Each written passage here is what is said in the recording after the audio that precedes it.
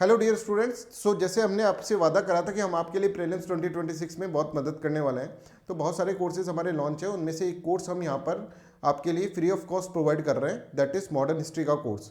ये कोर्स हम आपको 15 दिन का फ्री ऑफ कॉस्ट प्रोवाइड कर रहे हैं। जो हमारा पेड कोर्स होता है उसके अंदर से 15 क्लासेज जो कि बहुत इंपॉर्टेंट क्लासेज हैं मॉडर्न हिस्ट्री की, वो हम आपको दे रहे हैं। और this is completely free of cost to you, तो आप इसको देख सकते हैं और इन्जॉय कर सकते हैं इन क्लासेस को। चलिए, हम मराठास पढ़ रहे थे बच्चों, और मराठास के अंदर हम एक बार क्विक रिवीजन करते हैं, फिर आगे मराठास को कंटिन्यू करेंगे। राइट।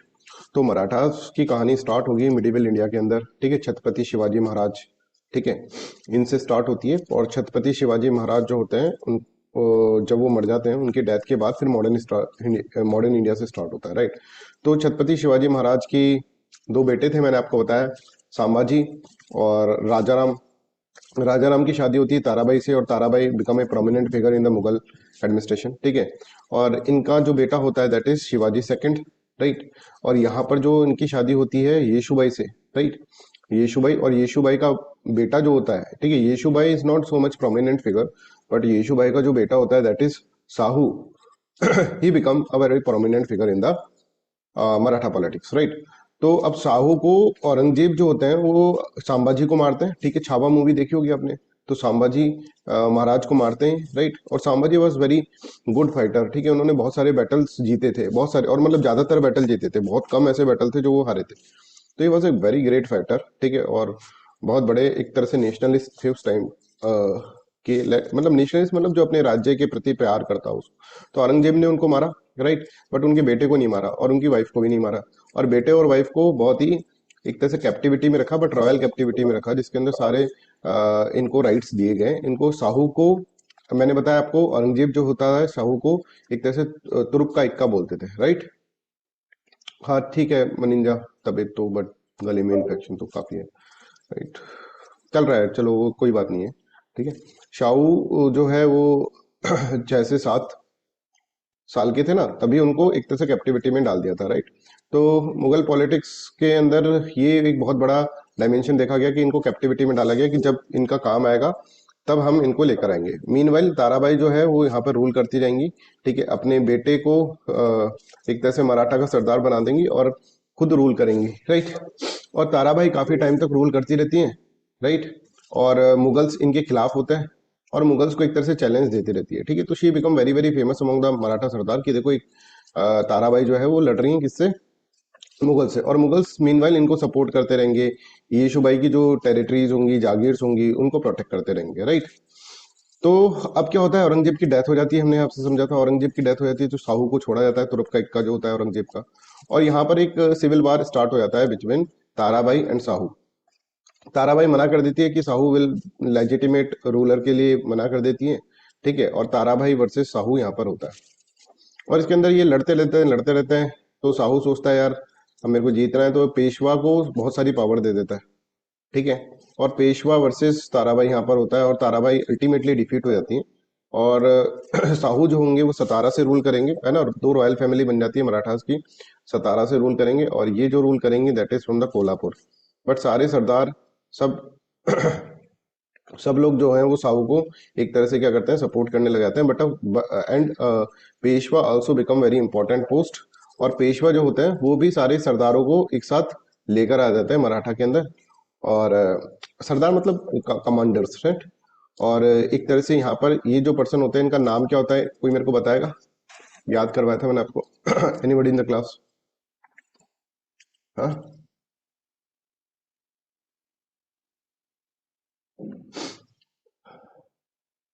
बालाजी विश्वनाथ राव। ठीक है, तो बालाजी विश्वनाथ राव जो होते हैं वो 1713 से लेकर 1720 तक का ये अपने टाइम पीरियड में ये रहेंगे।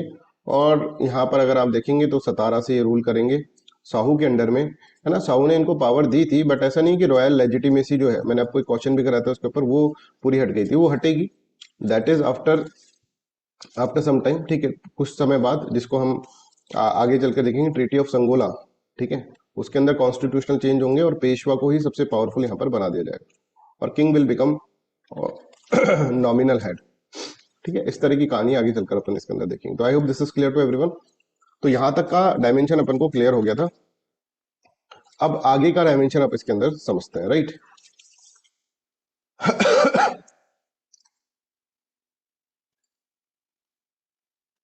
ठीक है। तो बालाजी विश्वनाथ राव अब जो होंगे that is Bajirao, Bajirao first. तो यहाँ पर देखते हैं, Peshwa concentrated power in the office and eclipsed the other minister and sardars. Balaji Vishwanath took full advantage of the internal conflict of the Mughal officers to increase the Maratha power. और बहुत सारी power जो होगी ये बढ़ा देंगे। Mughal emperor राफिस उर दरजात उस वक्त इतना डर जाता है इनसे, मराठा से बोलते हैं भाई हमारे ऊपर अटैक मत करना, आप लोग चौथ और सरदेश मुखी राइट्स ले लो। 6 मुगल प्रोविंस के अंदर दे देते हैं ऑफ डेक्कन टू राजा साहू। अब ये क्या है चौथ और क्या है एक तरह से सरदेश मुखी, ठीक है। तो देखो Mughal emperor is very weak, Mughal emperor बादशाह तो है राइट, भारत का पूरा भारत का बादशाह है, उसके बहुत सारे प्रोविंसेस भी हैं, बट मराठास के सामने इनकी पावर कुछ चल नहीं रही है, ठीक है। और Marathas become very strong, meanwhile they will become very weak, है ना। तो अब मराठास को खुश करने के लिए कि भाई तू हमारे ऊपर अटैक मत कर देना भाई, हम मर जाएंगे फालतू में, बादशाही तुम्हारी खत्म हो जाएगी।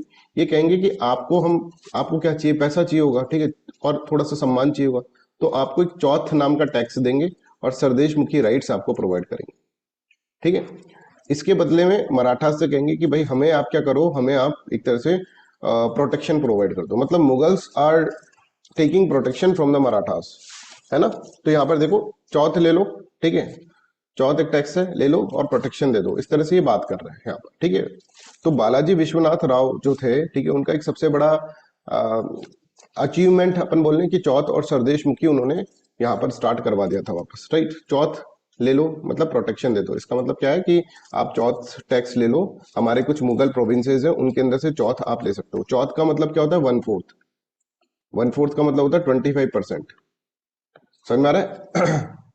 तो 25% जो है वो रेवेन्यू आप ले लो और यहाँ पर हमको प्रोटेक्शन दे दो, इस तरह से ये बात करते हैं, ठीक है। जो भी रेवेन्यू होगा, प्रोड्यूस का जो भी रेवेन्यू होगा, that should be given, we will give it to you, and बाकी आप हमको प्रोटेक्शन दे दो। I hope this is clear. दूसरा ये कहते हैं कि सरदेश मुखी ले लो, बदले में क्या दोगे, ठीक है। सरदेश मुखी भी एक टाइप का टैक्स है। देशमुख, ठीक है, देशमुख मतलब कि आप देखो कि उसका पूरा के पूरा लॉर्ड है ना, उस एरिया का लॉर्ड। तो सरदेश मुखी के बदले क्या दोगे आप लोग, ये बोलेंगे सरदेश मुखी तो हम आपसे ऐसे लेंगे, क्यों, क्योंकि ये तो हमारा हेरिडिटरी क्लेम है। कुछ प्रोविंस जो है ना वो हमारी पहले से थी, ठीक है, जो हमारा अभी देखो कुछ चीज तो ये कंट्रोल करके रखते हैं अपने अंदर, ठीक है, जो इनके पूरे पूरे पक्के इनके हैं। कुछ ऐसी एरियाज थी जो छत्रपति शिवाजी के टाइम पर इनके हुआ करते थे, इनके ऊपर भी ये अपना हेरिडिटरी क्लेम जमाते हैं। अब वो मुगल्स के अंदर है पर ये हेरिडिटरी क्लेम्स जमाते हैं। तो कहते हैं मुगल से कि भाई इन एरियाज को तुम रखो अपने पास, पर हमको यहाँ से सरदेश मुखी हम पहले लेते थे, वो सरदेश मुखी हमको आप प्रोवाइड करें, ठीक है। तो सरदेश मुखी is also one kind of tax, ये भी एक टैक्स है जो कि 10% लगता है लैंड रिवेन्यू के ऊपर, ठीक है। तो 25% कौन लग रहा है, चौथ टैक्स लग रहा है, और 10% लैंड रिवेन्यू के ऊपर सरदेश मुखी लग रहा है। अब मैं आपको वापस से चौथ और सरदेश मुखी के बारे में बता रहा हूँ, राइट, वापस से ध्यान से सुनना, ठीक है। मतलब Mughals are not in a good position, ठीक है। Marathas are rising sun, Marathas are rising sun, ठीक है। तो मुगल सोच रहे हैं कि भाई इनसे क्यों भिड़े, पहले ही पहले हमारे लेटर मुगल वाला पीरियड चल रहा है, औरंगजेब की डेथ हो चुकी है और बहुत सारा हमारे नुकसान भी हो चुका है, तो हमको मराठास से प्रोटेक्शन लेनी पड़ेगी कि मराठास आप हमारे ऊपर अटैक ना कर दें, और कुछ सैनिक हमको दे दे, 15,000 मराठा सोल्जर्स इनकी सेवा के अंदर लगे रहेंगे, राइट। उसके बदले में हम क्या देंगे, हम हमारी कुछ प्रोविंसेस के अंदर से, मुगल्स बोल रहे हैं हमारी डेक्कन के अंदर बहुत सारी प्रोविंसेस हैं, तो उनमें से कुछ प्रोविंसेस के अंदर से आपको जो भी लैंड रिवेन्यू आएगा उसका 25% आपको देंगे, बदले में आप हमें protection they. Is this clear. ये कौन सा है, ये है चौथ, ठीक है। दो टैक्स पड़ेंगे ना, चौथ और सरदेश मुखी। तो चौथ का मतलब समझ में आ गया, anybody has any doubt, Monica is this clear with you, Maninja, Ketan, ठीक है, इनके ऊपर क्वेश्चन पूछे जाते हैं क्योंकि चौथ का समझ में आ गया। तो 25% आप देंगे, बदले में ये इसके 15,000 मराठास ये इसको प्रोवाइड करते हैं, ठीक है। दूसरा है सरदेश मुखी, राइट। तो सरदेश मुखी में क्या है, जैसे मान लो कि ये मराठास का एरिया, ठीक है, दिस इज मराठा एरिया, पूरा का पूरा मराठा, तो इसके अंदर से तो पूरा पूरा लैंड रेवेन्यू जो है मराठास ही ले रहे हैं, पर मराठास, इसको मराठास बोलते हैं स्वराज्य, स्वराज्य, स्वराज जो होता है ना, स्वराज इसको बोलते हैं, जो इनका एरिया होता है। अच्छा, इसके अलावा भी बहुत सारे ऐसे एरिया थे जिसके ऊपर मराठास क्लेम करते थे कि हमारा एरिया है, बट वो मुगल्स के अंडर आते थे। और पहले किसी जमाने में ये यहां से टैक्स लिया करते थे, ठीक है, कि भाई हम तुम पे अटैक वटैक करेंगे नहीं, आप हमको क्या करो यहाँ पर इसके हेरिडिटी, ये हम आपसे यहाँ पे सरदेश मुखी लेंगे। सरदेश मुखी का मतलब कि यहाँ पर ठीक है रूल कोई भी कर रहा हो, सरदेश मुख जो है वो तो हम ही है, ठीक है, मतलब लॉर्ड तो हम ही है, ठीक है।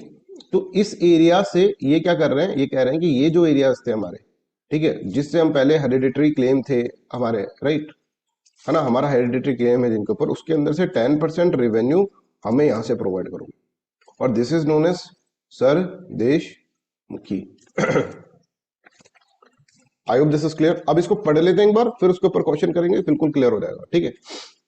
तो इन रिटर्न ऑफ चौथ, चौथ का मतलब क्या होता है, वन फोर्थ, वन फोर्थ का मतलब क्या होगा, 25%। Raja Shahu would maintain contingent of 15,000, 15,000 Maratha soldiers for the service and protection of the emperor. Sardeshmukhi was a hereditary claim of, जबकि ये तो चौथ हो गया, ठीक है, चौथ के अंदर Sardeshmukhi was a hereditary claim of Maratha king asserted on the ground that the Maratha ruler was Deshmukh of entire Deccan. Entire Deccan के देशमुख जो है वो मराठा है, lord Maratha ji. It was not a service based tax, यहाँ पर कुछ ऐसा नहीं है कि कुछ हम आपको प्रोवाइड कर रहे हैं, नहीं, but on conditional upon maintaining peace और प्रिवेंटिंग रेबेलियन, के हम ठीक है हमको आप एक सम्मान दे दो कि आप ही देशमुख हो साहब, ठीक है, हमको एक सम्मान दे दो आप ही देशमुख हो, और आप क्या करो, आप आराम से उसके बदले में आप टैक्स ले लो और हमको आराम से यहाँ पर जीने दो, ठीक है। अब यहाँ पे कोई भी रूल करे, मुगल्स रूल कर रहे थे यहाँ पे, तो करो आराम से, पर देशमुख तो हमें, तो इसका कोई टैक्स होगा, दैट इज, इसका कोई टैक्स है, that is known as Sardesh. I hope this is clear. तो Chauth was one fourth of the land revenue paid to the Marathas in order to avoid the Marathas raid. It was nominally levied as 25% of revenue or produce. Sir Deshmukhi was an additional levy on 10% on those land on which the Marathas claim hereditary rights. जिसमें hereditary rights इनका होता है। I hope this is clear to everyone. यहाँ तक clear है? अब कुछ question अपन कर लेते हैं। 99th क्वेश्चन करो।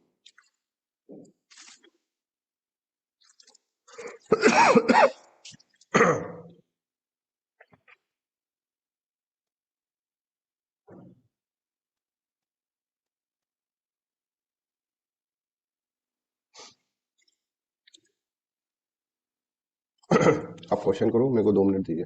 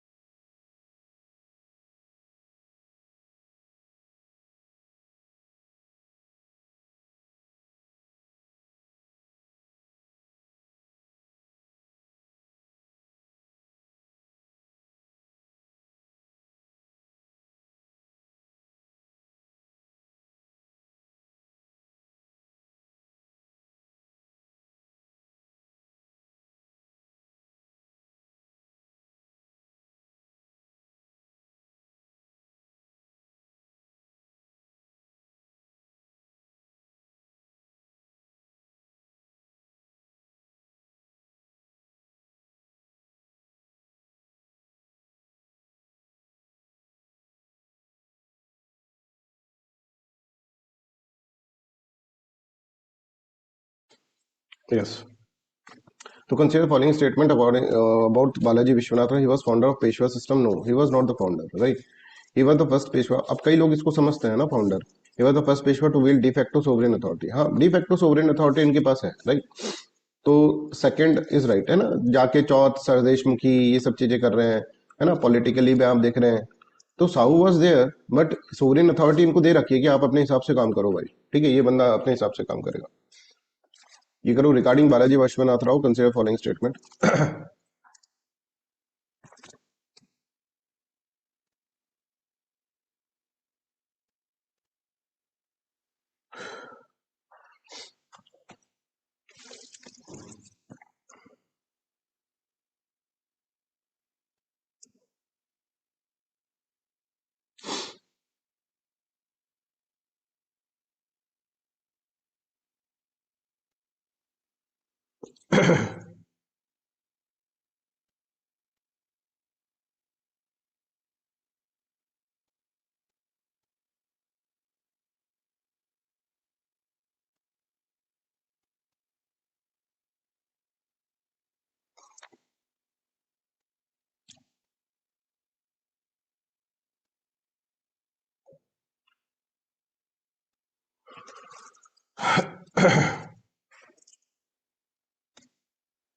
ठीक है.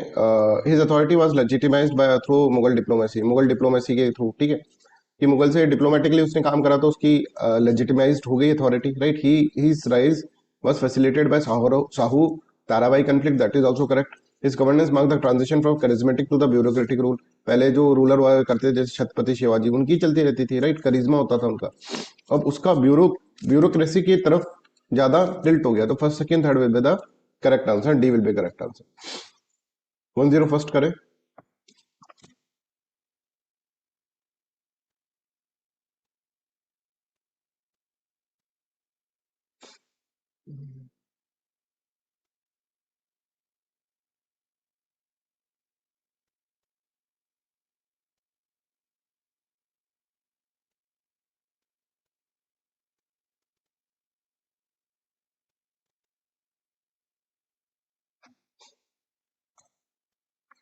तो सीधी सी बात है, इसके अंदर क्या है कि ये क्या कर रहे हैं, ये एक तरह से लड़ नहीं रहे, मिलिट्री कंक्वेस्ट नहीं कर रहे हैं, ठीक है. देखो, एक तो ये होता है मुगलों से लड़ो, राइट. एक है डिप्लोमेटिकली उनको हैंडल कर रहे हैं. मुगल भी डिप्लोमेटिकली हैंडल कर रहे हैं मराठास को, ना मुगल लड़ना चाह रहे हैं ना मराठास लड़ना चाह रहे हैं, ठीक है. बालाजी विश्वनाथ तक ना मुगल्स मराठास से डायरेक्टली कन्फ्रंट करना चाह रहे हैं मिलिट्री डायमेंशन के अंदर, ना मराठास मुगल से डायरेक्टली कन्फ्रंट करना चाह रहे हैं. तो डिप्लोमेटिकली कर रहे हैं. डिप्लोमेटिक कर रहे हैं कि मुगल्स को पता है यार इनका ईगो है, थोड़ा सा ईगो सेटिस्फाई कर लेते हैं, चौथ दे देते हैं इनको, ठीक है, पैसा और ईगो, सरदेश मुखी से ईगो आ जाएगा, सेटिस्फाई हो जाएगा. तो हम से लड़ेंगे नहीं, हम बड़े वीक हैं अभी, राइट. और मराठास भी बोल रहे हैं कि यार जबरदस्ती हमको अथॉरिटी जमानी तो है, पर ऐसे अथॉरिटी मिल जाए तो क्या दिक्कत है. जरूरी है कि उसको कंक्वेस्ट करें, मिलिट्री कंक्वेस्ट करें, उसके बाद ही अथॉरिटी लेकर आए. हमको अथॉरिटी मिल तो रही है. चौथ और सरदेश मुख इतना इंपॉर्टेंट है कि सारे डेक्कन के हम लॉर्ड है, ये एक्सेप्ट कर लिया गया है. तो उसमें हमको क्या दिक्कत है. पैसा आ ही रहा है, सम्मान आ ही रहा है, इस तरह से. तो यहाँ पर अगर आप देखेंगे, चौथ and Sardeshmukhi one instrument to expand Marathas influence beyond Swaraj. जो उनका खुद का है उसके बियॉन्ड ही क्या कर रहे हैं, जो मुगल के प्रोविंसेस है उनके ऊपर ये अपना एक तरह से जमा रहे हैं, ठीक है. तो this is correct. To expand Maratha influence beyond Swaraj, their legitimacy rested entire on the Maratha military conquest. नहीं, मिलिट्री कंक्वेस्ट क्या कर रहा है. तो सेकंड स्टेटमेंट इज रॉन्ग. तो C will be correct answer. I hope this is clear to everyone. समझ गया बात, सरदेश मुखी और इसका इंपॉर्टेंस, मोनिका, राइट. जिसने भी गलत करा है, चलो.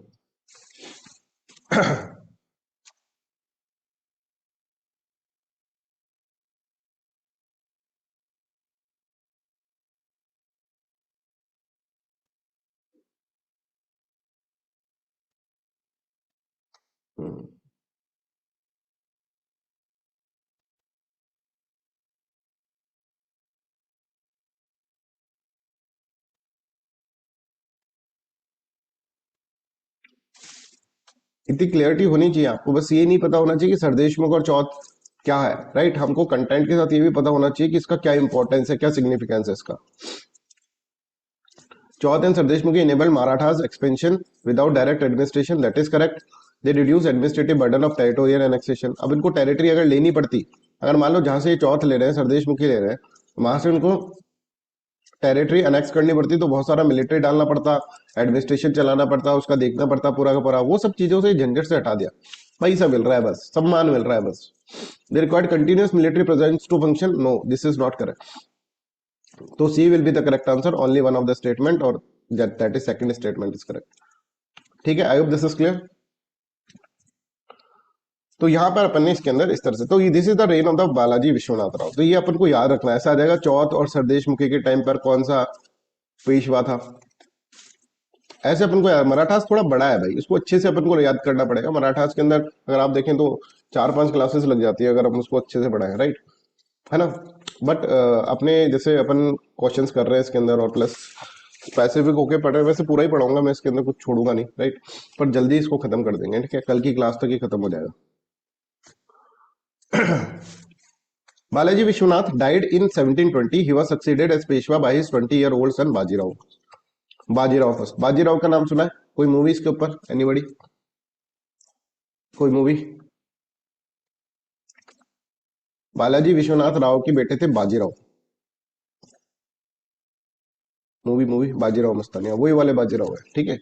तो हम यहाँ पे देखें रणवीर सिंह वाले बाजीराव, ठीक है।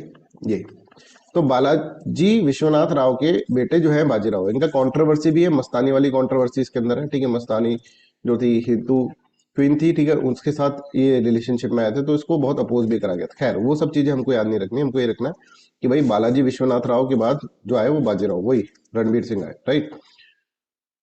अब बाजीराव है ना, इन्होंने काफी मतलब ये थे कि भाई बाजीराव जो था बहुत ही भयंकर वाला फाइटर, उस मूवी में भी दिखाया।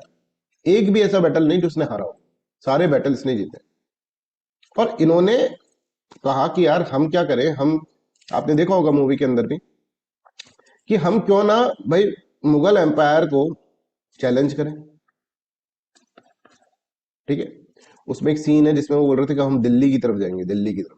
अभी तक दिल्ली की तरफ कूच नहीं करा मराठास ने, है ना, अभी डिप्लोमेटिक चल रहा था, पिताजी के टाइम पे डिप्लोमेटिक चल रहा है, समझ में आ रहा है। तो इन्होंने कहा कि यार हम जबरदस्ती इधर उधर क्यों भटके, हम सीधे दिल्ली के ऊपर अटैक करते हैं। और this was the time period कि भाई अब इसके अंदर दिक्कत हो जाएगी, किसको, मुगल्स को। तो अब इन्होंने, ये बाजीराव ने ही स्टार्ट करा कि हम डायरेक्टली कन्फ्रंट क्यों नहीं कर रहे हैं दिल्ली को, दिल्ली की तरफ चलते हैं, लेट्स मार्च टुवर्ड दिल्ली। और बाजीराव बहुत इंपॉर्टेंट होंगे, क्योंकि यहां पर देखो बाजीराव के टाइम पर अगर आप देखें 20 साल के बाजीराव, 20 साल तक बाजीराव रहे थे पेशवा। और उसके टाइम पे ये देखो सारा का सारा ये जो नारंगी रंग का दिख रहा है आपको, ठीक है, ऑरेंज कलर का है ना, saffron, that is Marathas. Kutch, Gujarat, Udaipur, Gwalior, Bundelkhand, Malwa. अब देखो कितना भयंकर तरीके से आगे बढ़ गए बाजीराव फर्स्ट के अंदर। तो इन्होंने कहा कि भाई हम क्या करें, हम क्यों ना अटैक करें दिल्ली की तरफ, दिल्ली की तरफ कूच करते हैं। और दिल्ली की तरफ ये जाने लग गए, right. I hope this is clear to everyone. और देखो यहाँ पर फिर आगे चलकर ये कहेंगे पंजाब पंजाब की साइड चले जाएंगे, फिर अहमद शाह अब्दाली बहुत परेशान हो जाएगा, फिर वो आएगा, ठीक है, वो अलग आगे की बात है। बट बाजीराव फर्स्ट यहाँ तक इस तरह से पहुंच गए, राइट। तो यहाँ पर देखो Bajirao believe that the Mughal empire was military exhausted and politically hollow, है ना मिलिट्री ना polity. His famous strategic idea was to strike at the heart of the Mughal power rather than fight on the frontiers. उसके दिल पे attack करो, और दिल कहाँ है, दिल है एक तरह से दिल्ली में। He argued that if the trunk of the tree was cut, the branches would fall automatically, है ना, जड़ को ही काट दो तो ब्रांचेस अपने आप करें। तो thus this insight guided Maratha expansion to the Malwa, Bundelkhand, Gujarat, यहां तक पहुंच गए, right, and ultimately towards the Delhi की तरफ ये जाने लगे। तो रणवीर सिंह है ना, वो बड़ा चालू आदमी है। रणवीर सिंह ऐसे बोल रहा है कि भैया हमको, हमारे पिताजी तो क्या है मुगल से थोड़े से डिप्लोमेटिकली चले थे, हम थोड़े कन्फ्रंटिव अप्रोच अपनाते हैं, ठीक है। तो देखो इन्होंने क्या क्या की कैंपेन्स करे। निजाम ऑफ हैदराबाद को हराया बैटल ऑफ पालकेट के अंदर, ठीक है, which establish Maratha dominance in the Deccan, Deccan के अंदर उनको। Expansion of Maratha control over the Malwa and Gujarat. March to Delhi in 1737 which demonstrated the inability of Mughal emperor to protect his own capital, है ना। Establishment of the Maratha influence in the Bundelkhand through alliance with the Chhatrasal, ठीक है, इस तरह से करते हैं। Bajirao first died in 1740 at the age of 40 years, ठीक है। क्यों? क्योंकि एक तो प्रेम प्रसंग में फंस गए थे, ठीक है, डिप्रेशन, एंजाइटी, दूसरा ये है कि बस कि इन्होंने बहुत सारी लड़ाइयाँ लड़ी, ठीक है। और लड़के एक तरह से लास्ट में आप देखोगे मूवी के अंदर तो बाजीराव जो होता है बहुत ही हताश सा हो जाता है, निराश सा हो, वैसा ही हुआ है। He turn the Maratha empire into dominant power in India and prepare the ground for the later Maratha confederacy rules across large part of scot. इन्होंने एक चीज सिखा दी, एक चीज उन्होंने सिखा दी कि भैया देखो, हमको मुगल से डायरेक्टली भी हम लड़ सकते हैं। अब इनके मराठास के अंदर आ गया कि भाई मुगल्स तो ज्यादा कुछ पावरफुल है नहीं, ठीक है, तो मुगल्स को तो हम हरा सकते हैं, राइट। और उस वक्त जो मुगल को टक्कर दे सकता था, ठीक है, मुगल बहुत वीक थे, पर फिर भी जो टक्कर दे सकता, क्योंकि मुगल एक टाइम पर, है ना, औरंगजेब तक के टाइम पर पूरे भारत के ऊपर रूल करें, तो नाम तो है ही ना कम से कम। नाम है, काम नहीं है इनका कुछ। तो ये इस तरह से इसके अंदर जाते हैं, right. I hope this is clear. अब बाजीराव जो होंगे वो डाइड हो जाएंगे, मर जाएंगे, और Bajirao 18 year old son Balaji Bajirao, देखो अब थोड़ा कंफ्यूजन ना होना होना है आपको, बालाजी विश्वनाथ राव, ठीक है।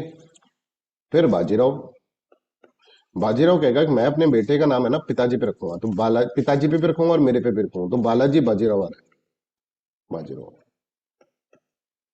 ठीक है। ये 1720 तक रहते हैं, 1713 से 17, बिल्कुल टाइम पीरियड याद करना है ना। ये 1720 से लेकर 1740 तक रह रहे हैं, और ये इनसे एक साल ज्यादा 1740 से 1761 तक। याद कर लोगे, बालाजी विश्वनाथ राव बाजीराव, बालाजी बाजीराव, ठीक है। रणवीर सिंह ने क्या सोचा, रणवीर सिंह ने सोचा मैं अपने बेटे का नाम पिताजी पे और मेरे पे दोनों पे रखूंगा, तो बालाजी यहाँ से ले लेता हूँ, बाजीराव मेरा डाल देता हूँ। बच्चा बोलेगा मेरी खुद की आइडेंटिटी है कि नहीं है, राइट।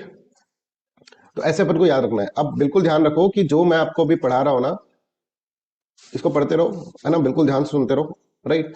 और सुनते सुनते फिर आज ही नोट्स बना लेना, नहीं जीवन नर्क हो जाएगा तुम्हारा।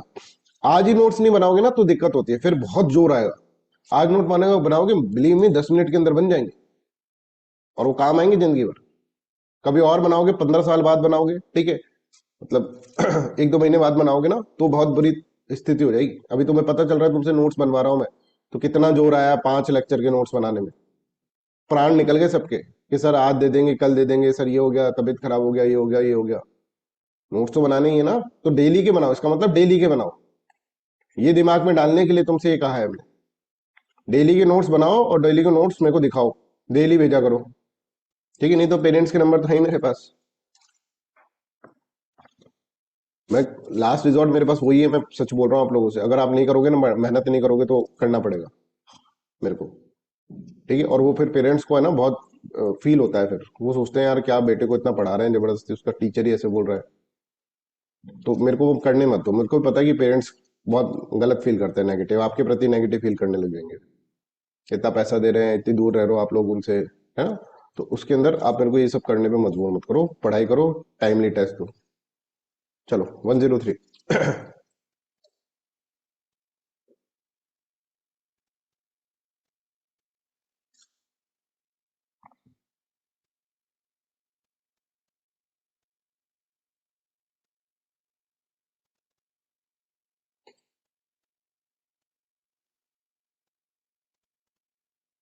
बालाजी विश्वनाथ बाजीराव, फिर बालाजी बाजीराव, राइट। अभी बालाजी बाजीराव को अपन पढ़ेंगे।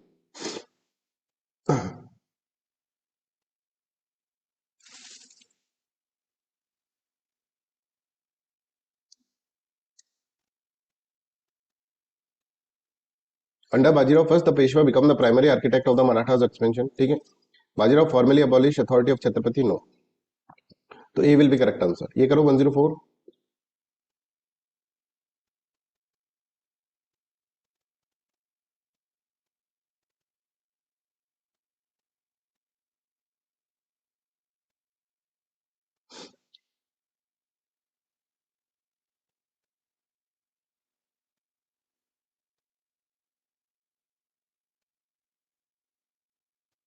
ठीक है, ऐसे क्वेश्चन आएंगे। अब ये क्वेश्चन बच्चों के लिए बड़े हार्ड होंगे, पर आप क्योंकि बेसिक डायमेंशन समझ रहे हो किसका क्या है, रणवीर सिंह क्या सोच रहा है, ये आपको पता है इसलिए, ठीक है।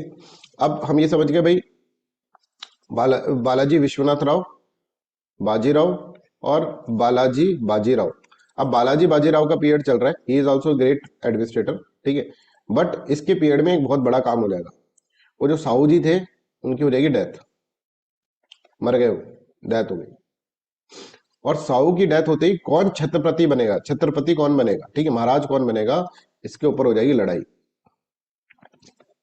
ठीक है, अब लड़ाई कैसे होती है ये अपन समझेंगे, बट आप यहाँ पर देखो इसके अंदर कि किंग साहू डाइड इन 1749, है ना, 1749 में ये मर जाएंगे, राइट। और Sahu has no legitimate son to succeed him. अब देखो क्या होता है, साहू की तबीयत खराब है, राइट, साहू मरने वाले हैं, राइट। अब साहू का कोई बेटा नहीं, एक बेटा हुआ था उनका, वो मर गया था खुद ही, पहले ही मर गया। अब साहू सोच रहा है यार मेरा गद्दी पे कौन हो। अब आएगा पुराना विलन वापस, कौन आएगा, ताराबाई। मैंने कहा था ताराबाई वापस आएगी।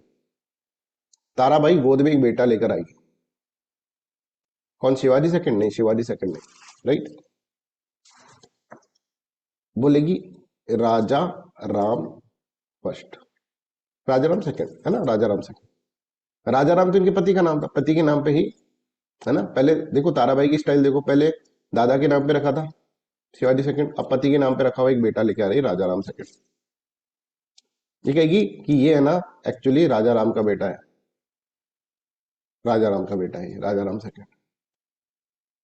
ताराबाई ऐसे कहेगी, शायद शिवाजी सेकंड जब तक मर गए होंगे, ऐसा कुछ हो गया होगा, है ना। तो यहाँ पे आती है इसके पास, ये बेचारा बीमार बेड पे पड़ा है। ताराबाई इससे बोलती है कि देख अब तेरा तो कोई बेटा नहीं है, पता है तेरे जो चाचा जी है उनका एक बेटा था, राजा राम सेकंड, मैंने दुनिया से कुछ छुपा के रखा है।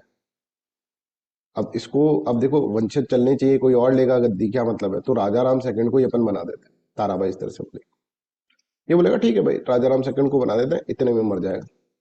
तो Raja Ram second will become the next Chhatrapati. अब राजा राम सेकंड किसका बेटा था किसी को नहीं पता। ताराबाई जो कह रही है कि ये तो राजा राम का ही बेटा है, पर ताराबाई कह रही है सच कह रही है झूठ कह रही है किसी को नहीं पता। और जो भी मराठा के सरदार थे वो थोड़े से इससे परेशान होंगे कि भाई ये किसको उठा के ले आई और किसको बना दिया भाई छत्रपति, समझ में आ रहा है। और छत्रपति इस तरह से इसको बना देंगी। तो अब यहां पर आप इसके अंदर समझेंगे आगे क्या होता है। अच्छा, right, I hope this is clear to everyone, यहां तक सबको समझ में आ रहा है, जिसकी मैं मिनट।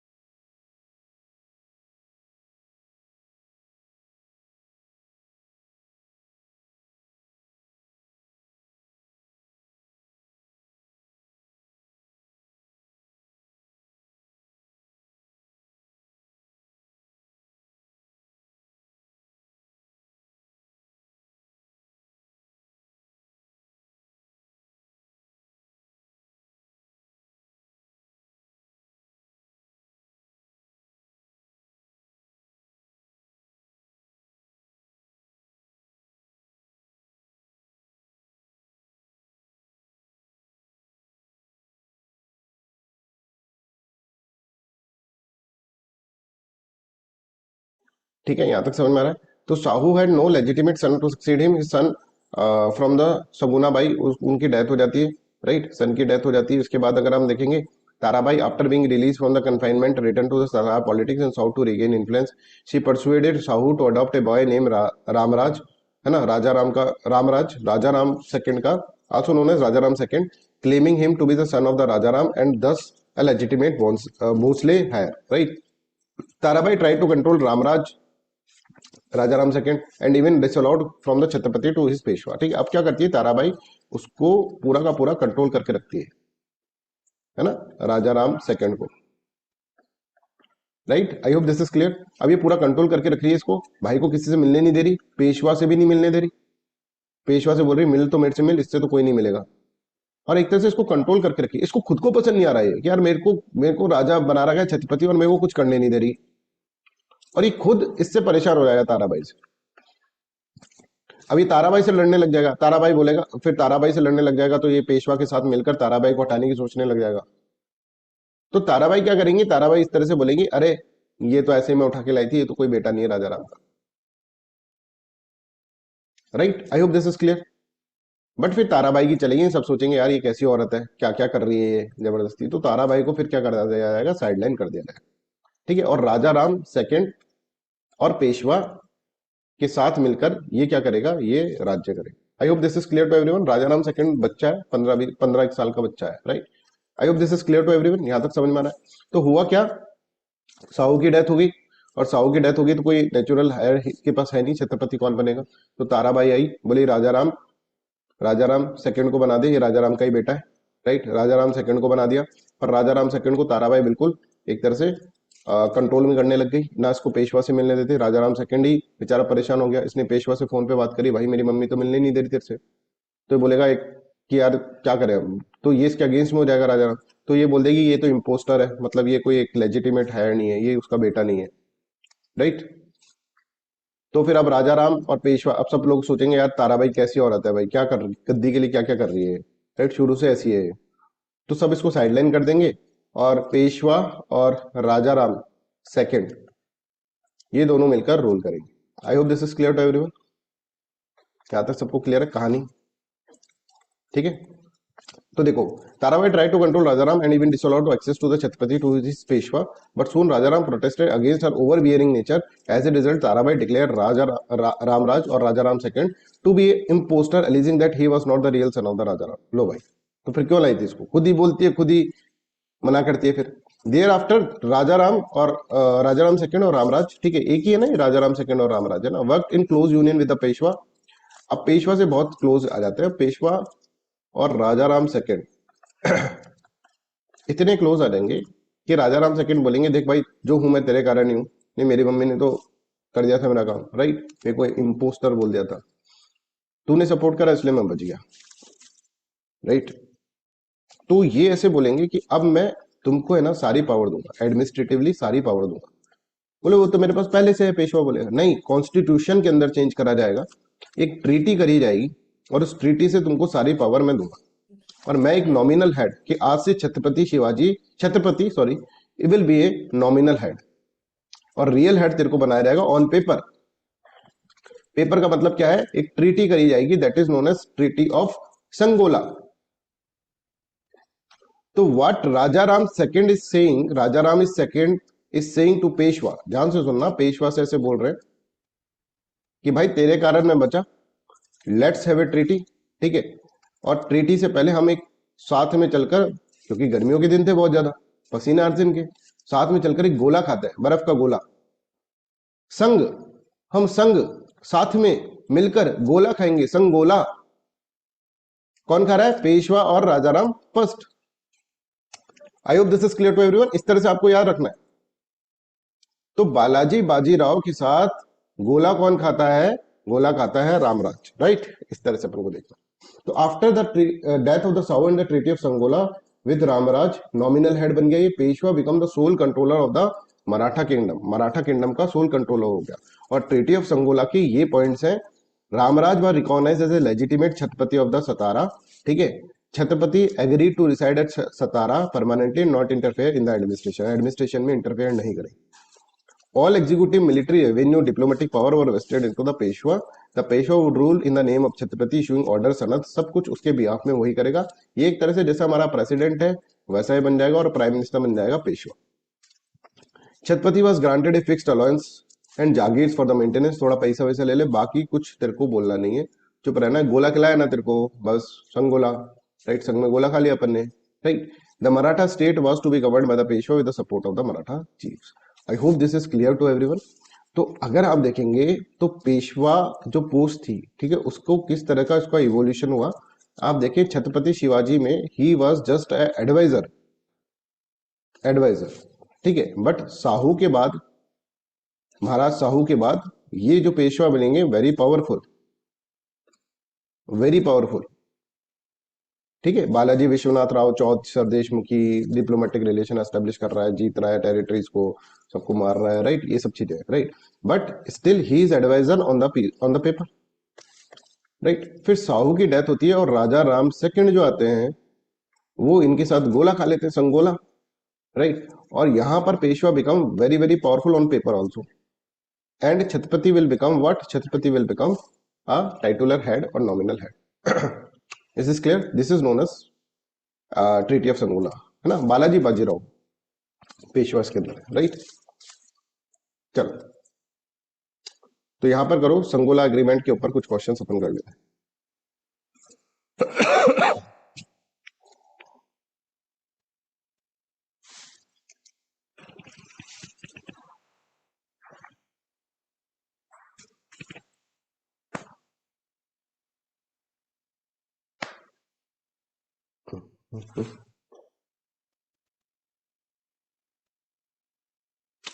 ठीक है, समझ में आ रहा है? अब ऐसे क्वेश्चंस आते हैं तो ये आपको हार्ड लगते हैं, क्यों? क्योंकि आपने कंटेंट पढ़ा नहीं।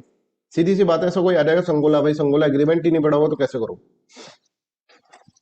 और ये हम मेंस के लिए भी पढ़ रहे हैं, मेंस में आ जाएगा what are the different provision of Sangola agreement, और पेशवा के बारे में बताओ, मेंस में इस तरह के क्वेश्चन आते हैं। पेशवा के बारे में बताओ कि भाई पेशवा जो पोस्ट थी that was a very important post, तो उसका कैसे इवोल्यूशन हुआ, है ना, तो आपको वो सब चीजें बतानी पड़ेंगी। तो दैट्स वाई मेंस और प्रीलिम्स दोनों का आप पढ़ रहे हो इसके अंदर, तो हम उसके अंदर थोड़ा और टाइम इन्वेस्ट कर देंगे तो कोई आपके मतलब प्रॉब्लम नहीं होनी चाहिए कि भाई सर इतना मॉडर्न हिस्ट्री में कर दिया, क्योंकि हम मेंस और प्रीलिम्स दोनों का इसके अंदर पढ़ रहे हैं। Sangola agreement formally reduce the Chhatrapati to a symbolic ruler, that is correct. Statement second, this reduction was the result of sudden military defeat of the Chhatrapati, no, कोई डिफीट विफीट नहीं हुई थी इनकी, ठीक है, ऐसे ही इन्होंने तो गोला खाते खाते कर लिया था काम, ठीक है। तो यहां पर आपको फिफ्थ का सी विल बी करेक्ट आंसर। चलो, बहुत बड़ा चेंज है, बिना किसी फाइट वाइट के चेंज हो गया, राइट। वैसे नहीं कि लड़ाई हुई हो, ऐसा नहीं, राजा राम ने कहा कि आप भाई तुम ही तो हो जो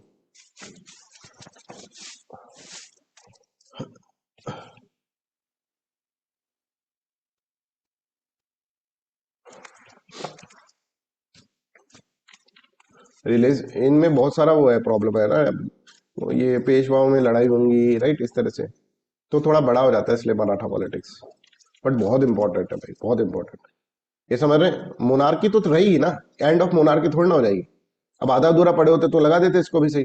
तो A will be correct answer, Sangola agreement represent constitution settlement within the Maratha politics, ठीक है। तो I hope this is clear to everyone. The office of Peshwa has already become hereditary and the Peshwa was the defective ruler of the state, ठीक है। Now he became the official head of the administration and as a symbol of this fact shifted the government to the Pune his headquarter, ठीक है, headquarter पे shift कर दिया। Balaji Bajirao followed in the footstep of his father and further extended the empire in the different directions, है ना। और वो कहेंगे कि नीचे की तरफ चले गए, Marathas control over the Malwa Gujarat Bundelkhand बस कंसोलिडेटेड, जो उनके पिताजी करके गए थे, है ना, रणवीर सिंह, ठीक है, वो उसको आगे जाके कंसोलिडेट और करते रहेंगे। और आप यहाँ पर देखेंगे 1759 के टाइम तक मराठास की पावर देखो कहां तक पहुंच गए,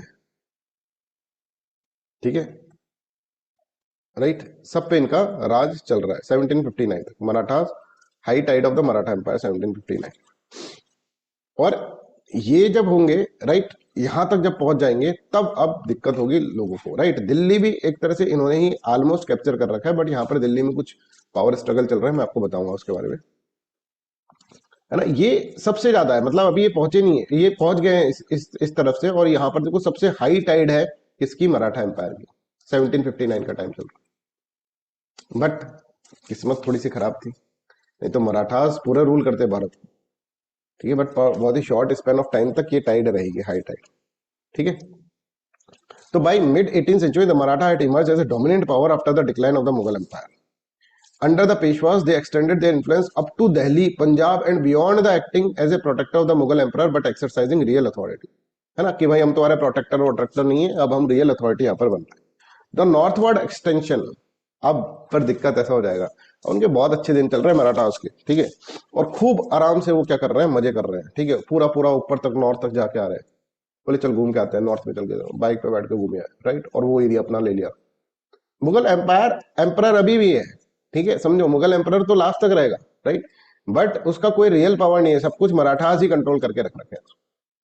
this northward expansion alarmed Ahmad Shah Abdali, अब इसको भाई को क्या प्रॉब्लम हो गई, अहमद शाह अब्दाली को, एक नया फिगर आ रहा है, who had already invaded India multiple times, 8 बार ये युद्ध कर चुका था, मतलब 8 बार ये युद्ध करा है पूरे भारत के अंदर, ठीक है ना, बट उससे पहले 4-5 बार युद्ध कर चुका है अभी, है राइट। उसको लग रहा है कि यार ये मराठा अलग पावर आ गए, और इसने मुगल की बहुत पिटाई करके गया हुआ है, मुगल को बहुत समझा बुझा के गया है कि भैया भैया पावर मेरी चलेगी। इसको ऐसा था कि दिल्ली में पावर मेरी चलेगी, राइट।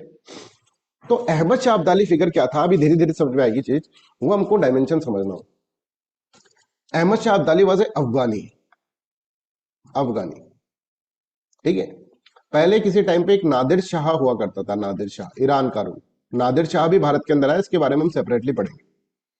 अब देखो ये Ahmad Shah Abdali is very very important. पहले मैं आपको बता रहा हूँ, इस पे यूपीएससी ने एक बार क्वेश्चन भी पूछा हुआ है, अहमद शाह अब्दाली। तो अब्दाली को हमको डिटेल के अंदर पढ़ना होगा, इतना डिटेल में भी नहीं, पर कुछ तो पढ़ना होगा इसके बारे में। तो अफगान का एक रूलर है, और अफगान के अंदर इसने एक अपना एम्पायर बना रखा है, ठीक है, that is known as Durrani empire. अब यहाँ पर देखो ये भारत है, भारत के जस्ट बाद अफगान है उस टाइम पे, ठीक है। ये जो एरिया है, ये जो पाकिस्तान का एरिया हुआ करता है, ठीक है, वो तो पहले भारत का ही था। तो ये भारत का ही एरिया, ये पूरा का पूरा पंजाब सिंध, राइट, वो सब भारत के एरिया है। तो ये भाई ऐसा था कि अपना एम्पायर इसने बनाया, तो यहां पर कुछ एरिया इसने ले लिया, और पंजाब वाला एरिया जो है नॉर्थ के अंदर भारत का, जो आज का पंजाब है, वो भी इसने अपने अंडर में ले रखा था, आगे चलकर ले लिया, मतलब लास्ट तक इसने ले रखा है। अब दिल्ली के ऊपर ये अपना बंदा छोड़कर आया था, ठीक है, और दिल्ली के अंदर ये अपना महाराज एम्परर जो है आलिमगीर सेकंड, ये बिठा के आया था कि भैया तेरे को दिल्ली के ऊपर छोड़ रहा हूं मैं, तू मुगल एम्परर बन के रख, पर बंदा मेरा ही काम करेगा, है ना। अभी हम ये सब चीजें पढ़ेंगे। खैर, इसकी एक आदत थी, ये कहता था यार मैं अपना अफगान ही संभाल लूं ना, बहुत बड़ा बात है अफगान संभालना, क्योंकि यहाँ से सेंट्रल एशिया से मेरे ऊपर अटैक होता है, मेरे को अफगान संभाले रखना है, पर अफगान चलाने के लिए मेरे को पैसा चाहिए होगा। तो जब भी पैसा चाहिए होता था ना, ये नीचे आता था भारत के अंदर अटैक करता था, लूट माट करता था, और फिर ऊपर चला जाता था वापस। इसको रहना यही था। इसने बोला यार मेरी सरजमी पे मेरे को रहना है, पर जब भी पैसे की कमी होती है, यार पैसा नहीं है, चल भाई लूट के आ जाते हैं। यहाँ पर जाता था, यहाँ पर लूट कर फिर वापस आ जाता था, फिर पैसे की कमी, फिर लूट के फिर वापस आ गया। ऐसे परमानेंटली एस्टेब्लिश होने का कभी नहीं सोचा। हाँ, यहाँ पर जब जाता था, मार पीट के जाता था बिल्कुल हिला के, तो किसी को अपने बंदे को बिठा जाता था, केयर टेकर को। ऐसे ही ये जाते जाते पंजाब भी गया, पंजाब में भी लूट माट बचाई, और फिर यहाँ पे भी अपना बंदा बिठा के आ गया। खुद नहीं बैठता था, खुद हमेशा अफगान के अंदर ही रहता। Ahmad Shah Abdali, I hope this is clear to everyone. Ahmad Shah Abdali, इस तरह से आप इसके अंदर समझेंगे। Ahmad Shah Abdali, later known as Ahmad Shah Durrani, Durrani empire था इनका पूरा, was one of the most powerful Afghan ruler of 18th century, and Durrani dynasty भी उन्होंने बनाई। इसके बाद दुरानी दुरानी दुरानी आए बहुत सारे, right. And A decisive external actor in the political collapse of the Mughal authority in India. Mughal की भाई इसने बैंड बजा के रख रखी। मुगल कहता है यार अभी हम सेटल होने की सोचते थे, दुरानी आ रहता है, बोले पैसे कमी हो गए, लूटूंगा, और मान मुड़ के फिर चला जाता है। इतना इसका अहमद शाह अब्दाली का इतना इन्फ्लुएंस था कि मुगल्स ने कहा कि भाई ये पंजाब प्रोविंस, जो मुगल अपना सूबा मानते थे, प्रोविंस मानते थे, उन्होंने कहा ये हमारा प्रोविंस नहीं है, बाकी तू देख ले भाई, तू आ आराम से यहाँ पर, तू देख ले, हमको तेरे से डर लगता है, तू पंजाब देख ले भाई, दिल्ली छोड़ दे तू, जैसे पंजाब के अंदर वो घुस जाए, पंजाब के अंदर जो प्लंडर ऑफ करना है वो कर ले। तो इतना डर गए थे वो कि पंजाब प्रोविंस को उन्होंने छोड़ दिया कि हमारा प्रोविंस ही नहीं है, खुला है, देख लो जिसको आना आना। अहमद शाह अब्दाली आया वहां पर, और 5-6 साल बाद अपना आदमी बिठाकर चला गया, अपना खुद का बेटा।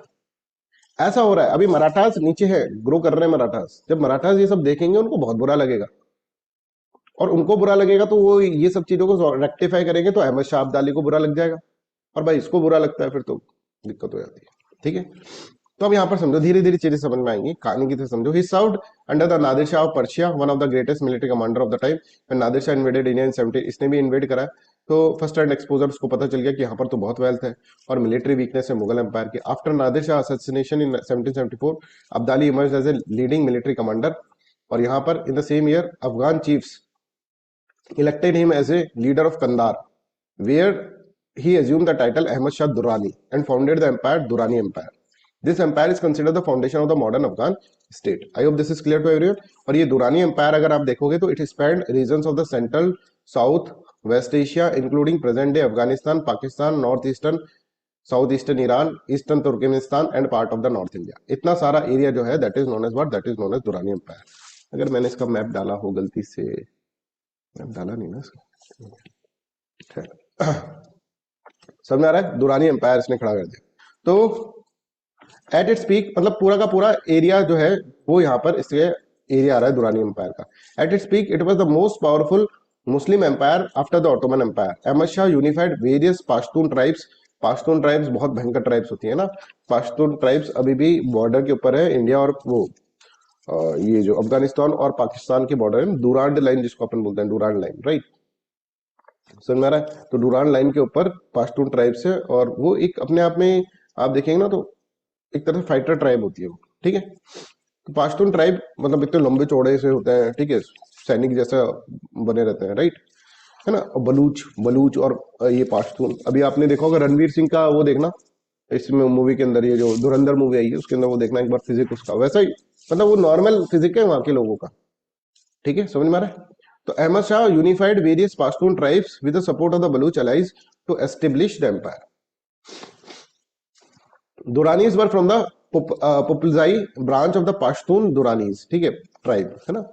तो पाश्तून के अंदर पोपलाजी ब्रांच जो है, ठीक है, उसका है, and making them the second Pashtun rulers of Kandahar after the Hotaks, ठीक है, ये आपको याद करने की जरूरत नहीं है। Kashmir and the part of Punjab also came under the दरानी कंट्रोल्स। अहमद शाह रेन के अंदर ये कश्मीर वाला पार्ट और पंजाब वाला पार्ट भी इसके अंदर आ गया, मतलब इसने दुरानी एम्पायर अपना बना लिया, खड़ा कर लिया भाई दुरानी एम्पायर। इसके अंदर आज प्रेजेंट भारत का कश्मीर, ठीक है, और पंजाब वाला एरिया भी आ रहा है और पाकिस्तान तो पूरा ही आ रहा है, ठीक है, और अफगानिस्तान आ रहा है, इस तरह का एक एरिया इसने बना लिया। अब इस एरिया से ये क्या करता था, कह रहा था ये मेरा एम्पायर है, इसमें मैं रहूंगा। बाकी फिर यार दिल्ली विल्ली जाता तो था ये, पर दिल्ली दिल्ली जाकर ये सिर्फ और सिर्फ क्या करता था, यहाँ पे लूट माटी मचाता था, यहाँ पे एस्टेब्लिशमेंट नहीं चाहता है।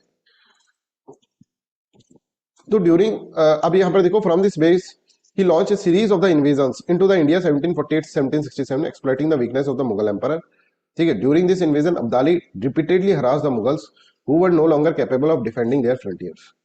In an attempt to buy peace, the Mughal government ceded Punjab to the Abdali in 1751 1752 में उसको बोलता है भाई तू बार बार इधर मत आएगा, तो पंजाब ले ले भाई, पंजाब की साइड रह ले, पंजाब को भी उसने अपना एरिया बना लिया। This concession clearly reflected the collapse of the, इसका मतलब समझ लो मिलिट्री मिलिट्री कुछ नहीं है मुगल के पास, सिर्फ नाम बचा हुआ है, ठीक है। बट इसका अप्रोच अलग रहता था, इसका अप्रोच ऐसा नहीं कि वहां पर जाके बैठ जाए, राइट, ऐसा नहीं, ठीक है।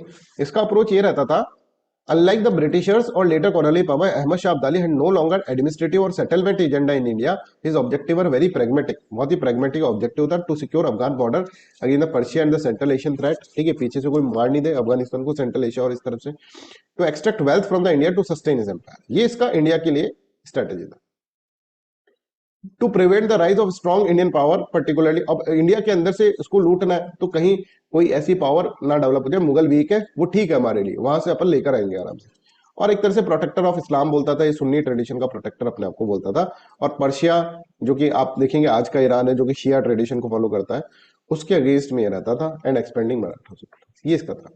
सुन्नी रिलीजन फैलाना है, इंडिया को एक तरह से क्या करना है, बैंक की तरह यूज करना है, जब मर्जी आए डाका डाला और आ गए, ठीक है। और अपने आप को सेंट्रल एशिया इन्वेजन से, ठीक है, इनसे बचाना है, पर्शिया से, बिकॉज पर्शिया के साथ ये एंटाई है, यहाँ पे शिया रहते हैं, ये सुन्नी है, शिया सुन्नी कंफ्लिक्ट यहाँ पर चल रहा है। Is this clear with everyone?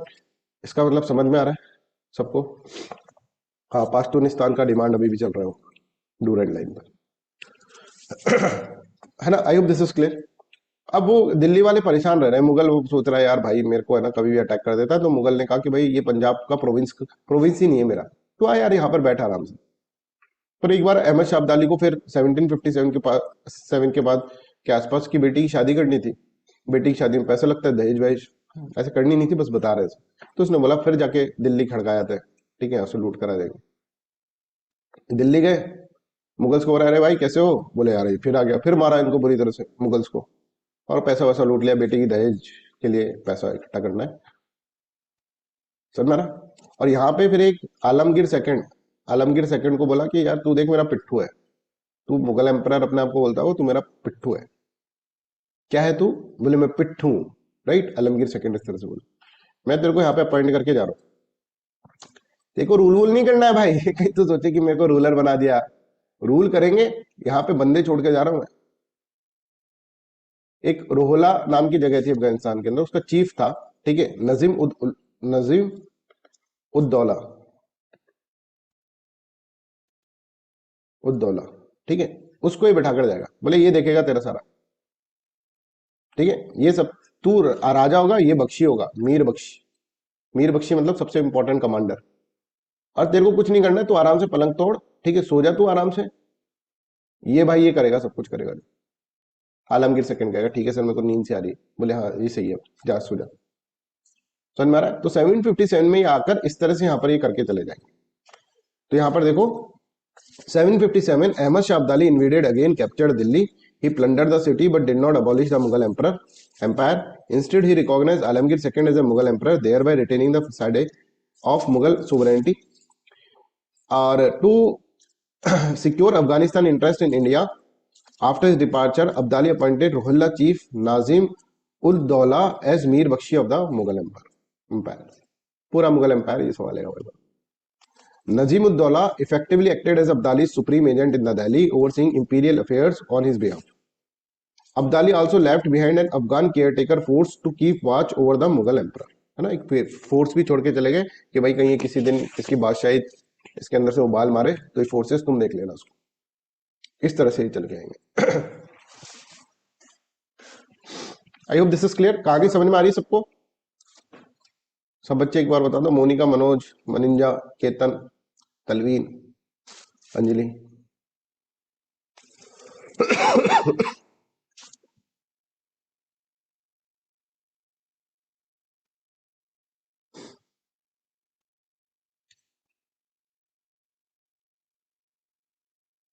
The Battle of Plassey was fought by the Shah Alam II.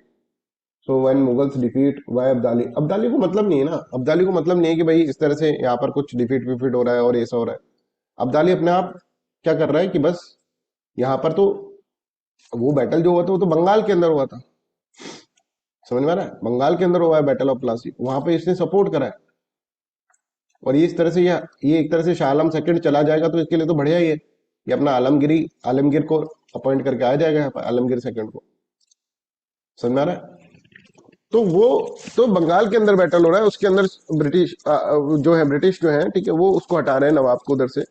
ठीक है, यहाँ पर बिल्कुल वीकनेस है मुगल एम्पायर के अंदर, वो आलमगीर सेकंड को यहाँ पर बैठाकर चला जा रहा है, फिर ऐसा इसके अंदर होगा। राइट मनिंजा?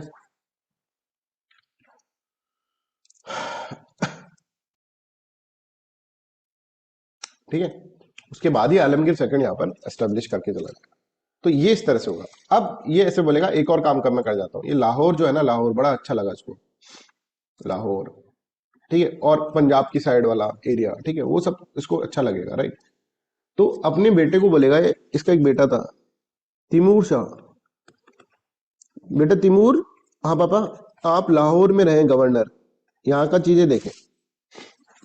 और पंजाब और मुल्तान के अंदर, पंजाब मुल्तान है ना, ये भी इसी जगह का एरिया है ठीक है, लाहौर के आसपास ही पंजाब मुल्तान पाकिस्तान के अंदर। तो यहाँ पे अपने गवर्नर्स को छोड़ जाएगा और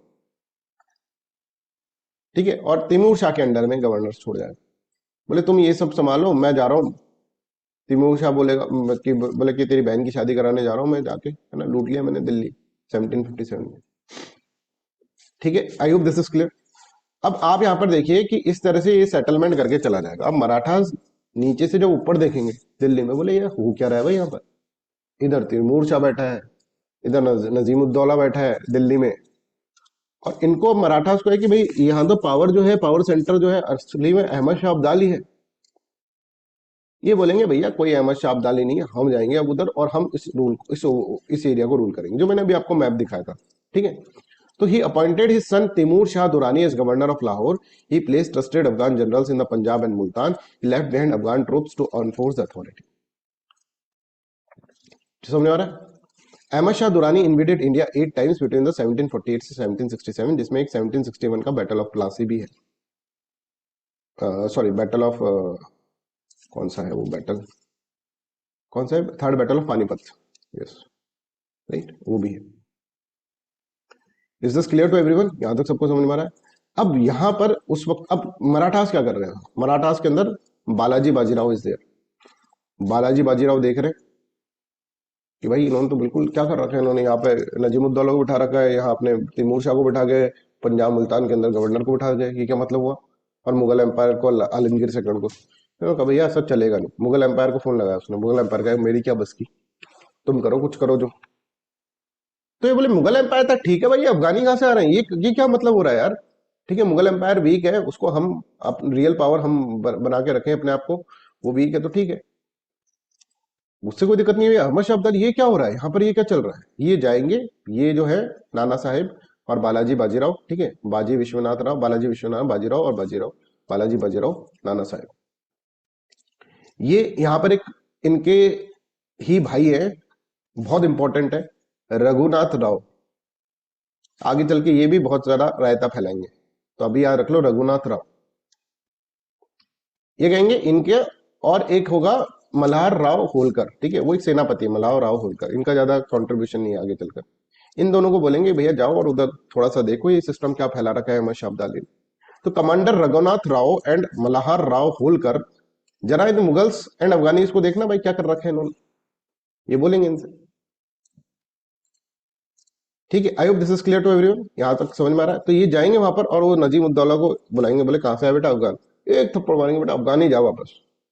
बोले, और वो रोने लग जाएगा, वो बोलेगा मैं है ना, मैं बताऊं किसका, मैं अहमद शाह अब्दाली। अहमद शाह अब्दाली का नाम सुनकर दो थप्पड़ और मार देंगे, वो चला जाएगा फिर दिल्ली से। फिर वहां जाएंगे ऊपर, बोले आपका नाम, बोले तिमूर शाह अब्दाली, बोले अच्छा तुम हो क्या तिमूर, उसको भी मारेंगे, उसको भी भगा देंगे। फिर पंजाब मुल्तान के अंदर जाएंगे, हाँ भाई पंजाब के अंदर जाएंगे, वहां के सब गवर्नर को बना देंगे, बोले साफ करो यहाँ पे, कोई अफगानी नहीं दिखना चाहिए यहाँ पर। तो वो बेटी की शादी करा रहा है अहमद शाह अब्दाली, मस्त डांस कर रहा है, फोन आता है पापा बहुत मारा। और फिर इतने में दूसरा फोन आता है, नजीमुद्दौला साहब आपका नाम सुन के दो थप्पड़ और मार दिए। फिर लाहौर मुल्तान यहाँ से फोन आते हैं, अहमद शाह अब्दाली समझ जाएगा बेटा बहुत गड़बड़ हो गई है, इनको इनसे कुछ नहीं होगा, मेरे को जाना पड़ेगा। ठीक है, तो यहाँ पे देखो in 1758 Marathas launch a decisive north Indian campaign under the Raghunath Rao supported by Malhar Rao Holkar. The Maratha expelled Najim Uddaula from Delhi, thereby dismantling the Afghan political arrangement imposed by the Abdali. They then advanced into Punjab. और यहाँ पर जाएंगे ना, पंजाब को तो वो अपना मानकर बैठे थे, ठीक है यार दिल्ली विल्ली में ठीक है कुछ भी करो, पंजाब जाएंगे ये ईगो हर्ट कर देगा। और वहां बेटा बिठा रखा है भाई, बेटे की कोई इज्जत है कि नहीं है। ठीक है, I hope this is clear. अब ये शादी में इसको पता चल रहा है मेरे बेटे को भी हटा दिया, इन मराठास को कुछ करना पड़ेगा, समझ आ रहा है। अब ये रहेगा इनसे काम नहीं चलेगा, मुझे ही जाना पड़ेगा। और पंजाब इसका फेवरेट था, पंजाब अब्दाली का फेवरेट भी क्यों है ये भी समझो, क्योंकि Punjab is also acting as a buffer. बाकी के जो रूलर हैं, ठीक है, यहाँ पे जो बाकी के एम्पायर चल रहे हैं यहाँ पर, ठीक है, इन सब से एक बफर है अफगान और इसके बीच में, बाकी के रूलर्स के बीच में। और पंजाब भी ले लिया, बेटे को भी मारा, चल दिल्ली वाला तो ठीक है, पर ये मेरे से सहन नहीं हो रहा भाई, ये मेरा ईगो हर्ट कर दिया है ना, मुझे ही जाना पड़ेगा। और ये जाएंगे तो होगा बैटल ऑफ और third battle of Panipat. Panipat, ठीक है, I hope this is clear to everyone. सबको एक सिंक्रोनाइज्ड वे के अंदर याद करवाने की कोशिश कर रहा हूं मैं, हुआ क्या। और ये स्टोरीज जो सुनाई जा रही है ना, ये इसलिए कि वो आपको वो सब चीजों को बांध के रखे, जैसे मान लीजिए ये इस तरह से आप इसको समझने की कोशिश करो थोड़ा, है ना, साइंटिफिक डायमेंशन में पढ़ रहे हैं, इधर उधर चीजें घूम रही है राइट, दिमाग में कनेक्टिविटी नहीं बन रही, समझ में आ रहा है।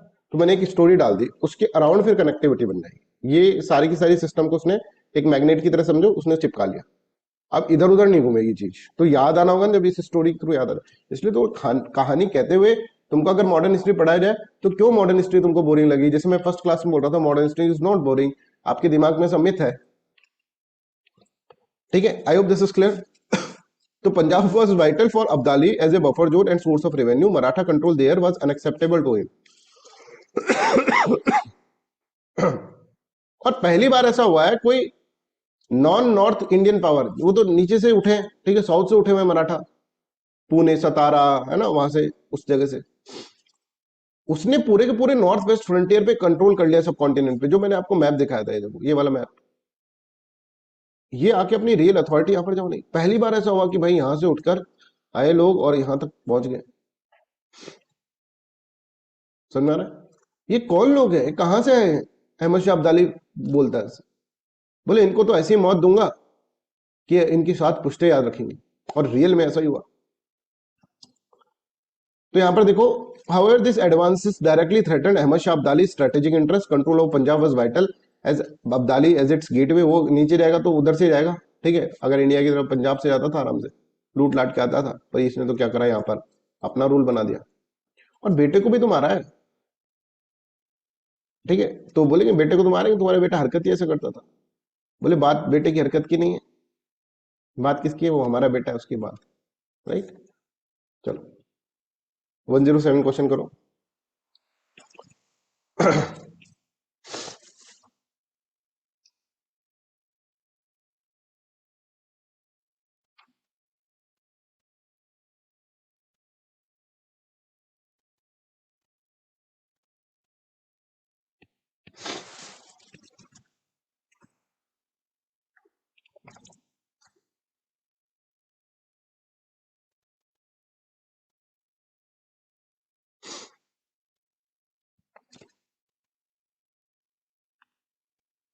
करिए आप क्वेश्चन को, है ना।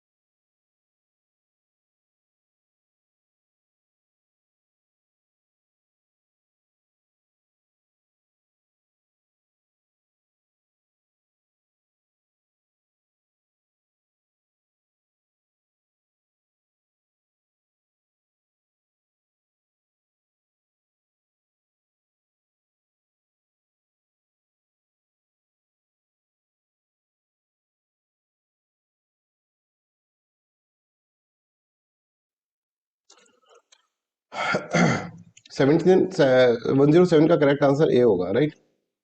बताते हैं देखो। Securing control over the Punjab as strategic buffer zone, that is correct. Preventing Maratha consolidation in the north India, that is correct. Establishing permanent Afghan imperial administration in Delhi, no. तो third option is wrong. Third option के wrong होते ही तीनों चले गए, right. Permanent establishment तो नहीं करना चाहता था, ठीक है ना। मुगल्स तब तक रहे, आराम से अपने बंदे बिठा कर आएगा, पर protecting Afghan commercial and trade routes through the north India, that is also true. Responding to invitation from the Indian political actors, yes this is also true. कई बार इन्होंने इंडियन सेक्टर, इवन पानीपत के टाइम पे भी आपने सुना होगा सुजाउद्दौला। सुजाउद्दौला कौन था? सुजाउद्दौला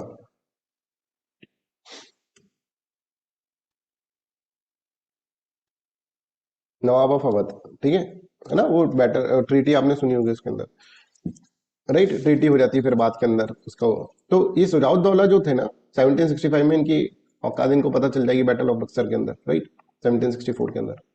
पैरेलली वो बंगाल वाला तो आप समझ ही रहे हैं ना, अभी 1760 चल रहा है।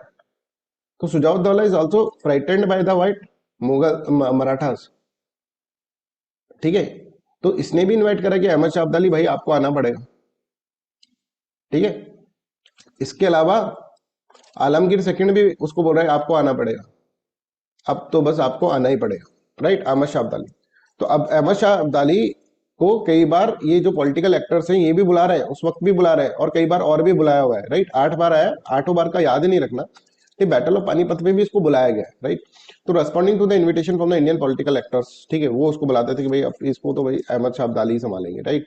अहमद शाह अब्दाली को फोन करके बोला गया कि अब्दाली साहब आपको एक बात बताए ये मराठास आपके बस में आने वाले, हमारे बस में नहीं आई, राइट। तो इसलिए ये ए विल बी राइट ऑप्शन। सबको समझ में आ रहा है why A is the right option? Sir, this option third हाँ, is only talking about the administration, right? They were keeping imperial their administration. person in that reason. It's not talking about the rule, right? हाँ, permanent Afghan imperial administration मतलब permanently Afghan का rule होना, समझ रहे हैं? इसका मतलब यही है, परमानेंट वर्ड आ गया ना। तो अगर आप उस डायमेंशन सोच रहे हैं तो this is a temporary dimension, ठीक है। आपकी डायमेंशन टेम्परेरी है, परमानेंट मतलब जैसे कि रूलर ही बनना है वहां का, ऐसा तो नहीं था, है ना। Okay. इस तरह से इंपीरियल मतलब बाहर से आया हुआ आदमी रूलर बन गया, तो परमानेंटली इंपीरियल एडमिनिस्ट्रेशन तो नहीं था वहां पर, ऐसा दिख रहा है। But sir, जो second option है, जो Maratha consolidation in North India, so they were least bothered about that, right? No they are very bothered about that. In battle of Panipat अभी होगा, इसीलिए समझ में आ रहा है? बैटल ऑफ पानीपत तब जब तक ही तो वो होंगे, मराठा कंसोलिडेशन जब हो रहा है तभी तो उनको परेशानी हो रही है। बैटल ऑफ प्लासी और क्यों हो रहा है बैटल ऑफ पानीपत, और क्यों हो रहा है थर्ड बैटल ऑफ, अभी होगा वो, अभी मैं पढ़ाता हूँ तुमको। तो आपने ये देखा ना कि उनकी स्ट्रेटेजिक इंटरेस्ट दिक्कत में आ रहे हैं, दिल्ली के ऊपर, पंजाब के ऊपर, मुल्तान के ऊपर। अब वो आएगा भाई पानीपत वाले बैटल के अंदर। तो इसमें सारे बैटल्स के बारे में पूछा गया, objectives can be correctly attribute to India's invasion, तो battle of Panipat will also be okay there. Manoj, okay. अभी पढ़ाता हूँ, थोड़ा और समझ में। 108 क्वेश्चन करें।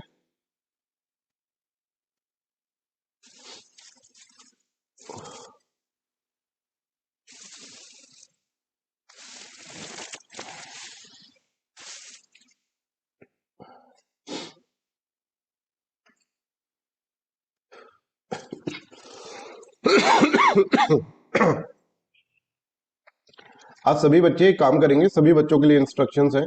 जैसे आप वीडियो जो रिकॉर्डेड है उनके लिए भी सुन लो, और तुम लोगों के लिए तो अभी जैसे ही खत्म होता है वीडियो, आप लोग को नोट्स बनाने हैं, short notes. This is very important, नहीं तो बहुत टाइम लगेगा फिर बाद में। अभी जो काम 10 मिनट में हो सकता है ना, और जिन्हों जो देखते देखते ही बनाने लग गए ना बच्चे, उनके लिए वो अलग से बनाए प्लीज। 10 मिनट और लगा दो, बिल्कुल इतना अच्छा रिवीजन हो जाएगा, भूलोगे नहीं कभी जिंदगी में। पढ़ाने के जस्ट बाद नोट्स बना लो, मजा आ जाएगा। तो इसका करेक्ट आंसर सी होगा। M S Abdali's invasions were aimed at maintaining balance of power in north India, that is correct. ठीक है, balance of power, the balance of power strategy requires Abdali to remain permanently in India, नहीं, तो C will be correct answer. ठीक है, 109 बनाने ही है, ऐसा कोई मतलब ऑप्शन नहीं है, ऑप्शन नहीं दे रहा हूं मैं तुमको, है ना, बनाने ही है बच्चों। भाई सिलेक्शन तो करवाना पड़ेगा तुम लोगों को, नहीं तो दिक्कत होगी। इतनी मेहनत के बाद भी ना मेरे को खुद पे डाउट हो जाएगा, सेल्फ डाउट में आ जाऊंगा मैं।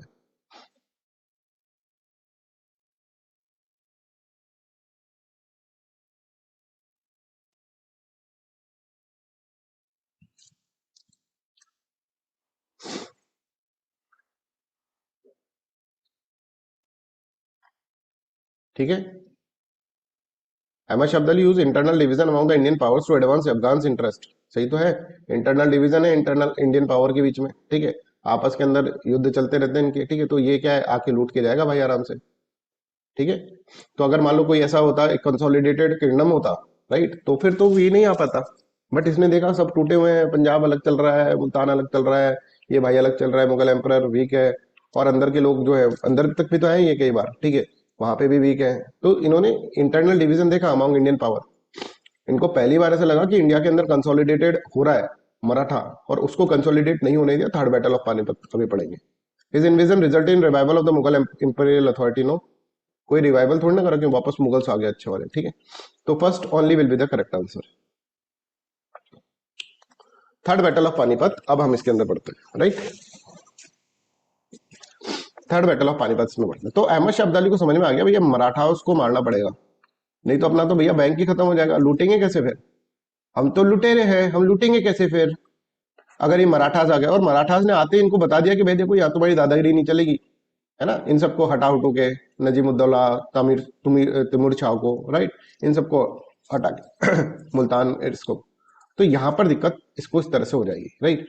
तो अब बैटल ऑफ पानी, अब इसने सोचा मेरे को आना पड़ेगा, अब अहमद शाह अब्दाली आ रहा है, ठीक है। और पानीपत नाम से एक मूवी भी बनी है, इन सबके ऊपर मूवी बनी हुई है, वो मैंने देखी नहीं क्योंकि उसके अंदर अर्जुन कपूर थे, महान अर्जुन कपूर, ठीक है। तो उसको देखने की के लिए बहुत मेहनत करनी पड़ती है पहले, है ना, बहुत माइंड सेट क्रिएट करो, फिर तो वो देखा जाए, झीला जाता है ना। उसमें संजय दत्त भी थे, संजय दत्त बाद आई थिंक अहमद शाह अब्दाली। तो third battle of Panipat fought on the 14 January 1761 was one of the largest and most decisive battles of the 18th century. It was fought between the Maratha Empire and Afghan ruler Ahmad Shah Abdali, and it checked the rapid expansion of Maratha in the north India. ठीक है, I hope this is clear. तो मराठा, अब मराठास बड़े powerful हो रहे हैं, defeat at the Panipat was a disaster for, पर वो हार जाएंगे। अब रीजन क्या है उनके हारने का, ये मैं आपको बताऊंगा। पर इतना भयंकर तरीके से सूरज उग रहा था, ठीक है, आप देखिए सैफरन कलर फैल रहा था पूरी जगह, ठीक है, लालिमा फैल रही थी पूरे भारत के अंदर। इतने में ये अहमद शाह अब्दाली उनके इनके ऊपर ब्रेक लगा, बहुत बुरी तरह मारेगा, बहुत बुरी तरह। They lost the cream of their military army and their political prestige suffered a big blow, their defeat give an opportunity. अब यही रीजन था कि अब जब तक अगर मराठास थे ना, तब तक हिम्मत किसकी भी नहीं हो रही, हिम्मत इनकी भी नहीं हो रही ब्रिटिशर्स की, यार भारत के अंदर थोड़ा सा और घुसपैठ करें, ये सारा कंट्रोल करके आ रहे हैं। ये बंगाल की साइड जा रहे हैं सिर्फ, बंगाल, मद्रास, ठीक है, इस जगह पर, राइट। अब इनको जब पता चलेगा कि यार ये मराठास को बुरी तरह से हरा दिया किसने, अहमद शाह अब्दाली ने, that's why third battle of Panipat is defining factor for the Britishers also. Britishers को लग रहा है यार ये मराठा कहां से आ गए भाई, इनको कैसे हराएंगे अब। और ब्रिटिशर्स ने जब तक अटैक नहीं करा मराठा के ऊपर जब तक कि थर्ड बैटल ऑफ पानीपत नहीं हुआ। ब्रिटिशर बड़े स्ट्रांग, उनको पता है अपनी स्ट्रेंथ और weakness, that is very important. आपको अपनी स्ट्रेंथ और वीकनेस पता होनी चाहिए, नहीं तो या तो ओवर कॉन्फिडेंस में रहोगे या फिर लोअर कॉन्फिडेंस में रहोगे। ठीक है, इनको पता था भाई इनको मराठास का कोई मार के जाए, वीक करें, उसके बाद तो हम लड़े। और इनको यह है कि दे आर वेटिंग कि मराठास के अंदर इतना ज्यादा अगर हम देखें इतना ज्यादा कंसोलिडेशन है, हर कोई भी इसके अंदर फ्रैक्शन नहीं हो रहा है। ठीक है, कोई भी ऐसा नहीं टूट के निकल रहा है, सब पेशवा के अंडर में एक कंसोलिडेटेड रूल चल रहा है। तो यहाँ पे तो कहीं डिवाइड एंड रूल पॉलिसी कहाँ लगाए हमने, यहाँ पर कहीं लगी नहीं सकती। पर थर्ड बैटल ऑफ पानीपत के बाद सब चेंज हो जाएगा। और third battle of Panipat is very important for the Britain also. ये बाहर से है, बाहर से देख रहा है, पार्टिसिपेट नहीं कर रहा, पर देख रहा है भैया हमारा ही काम कर रहे हैं अहमद शाह अब्दाली जी, क्योंकि अब्दाली तो यहाँ रहने वाला नहीं है, ये तो मार के रहेगा इनको बस। और ऐसा मारा अब्दाली ने मराठास को, मराठास झेल नहीं पाए इसको। बालाजी विश्वनाथ राव जो थे ना, वो तो सदमे से मर गए। उनको तो ये ही हुआ कि यार हमारे पूरे रूल को इन्होंने किस तरह से क्रश कर दिया, राइट।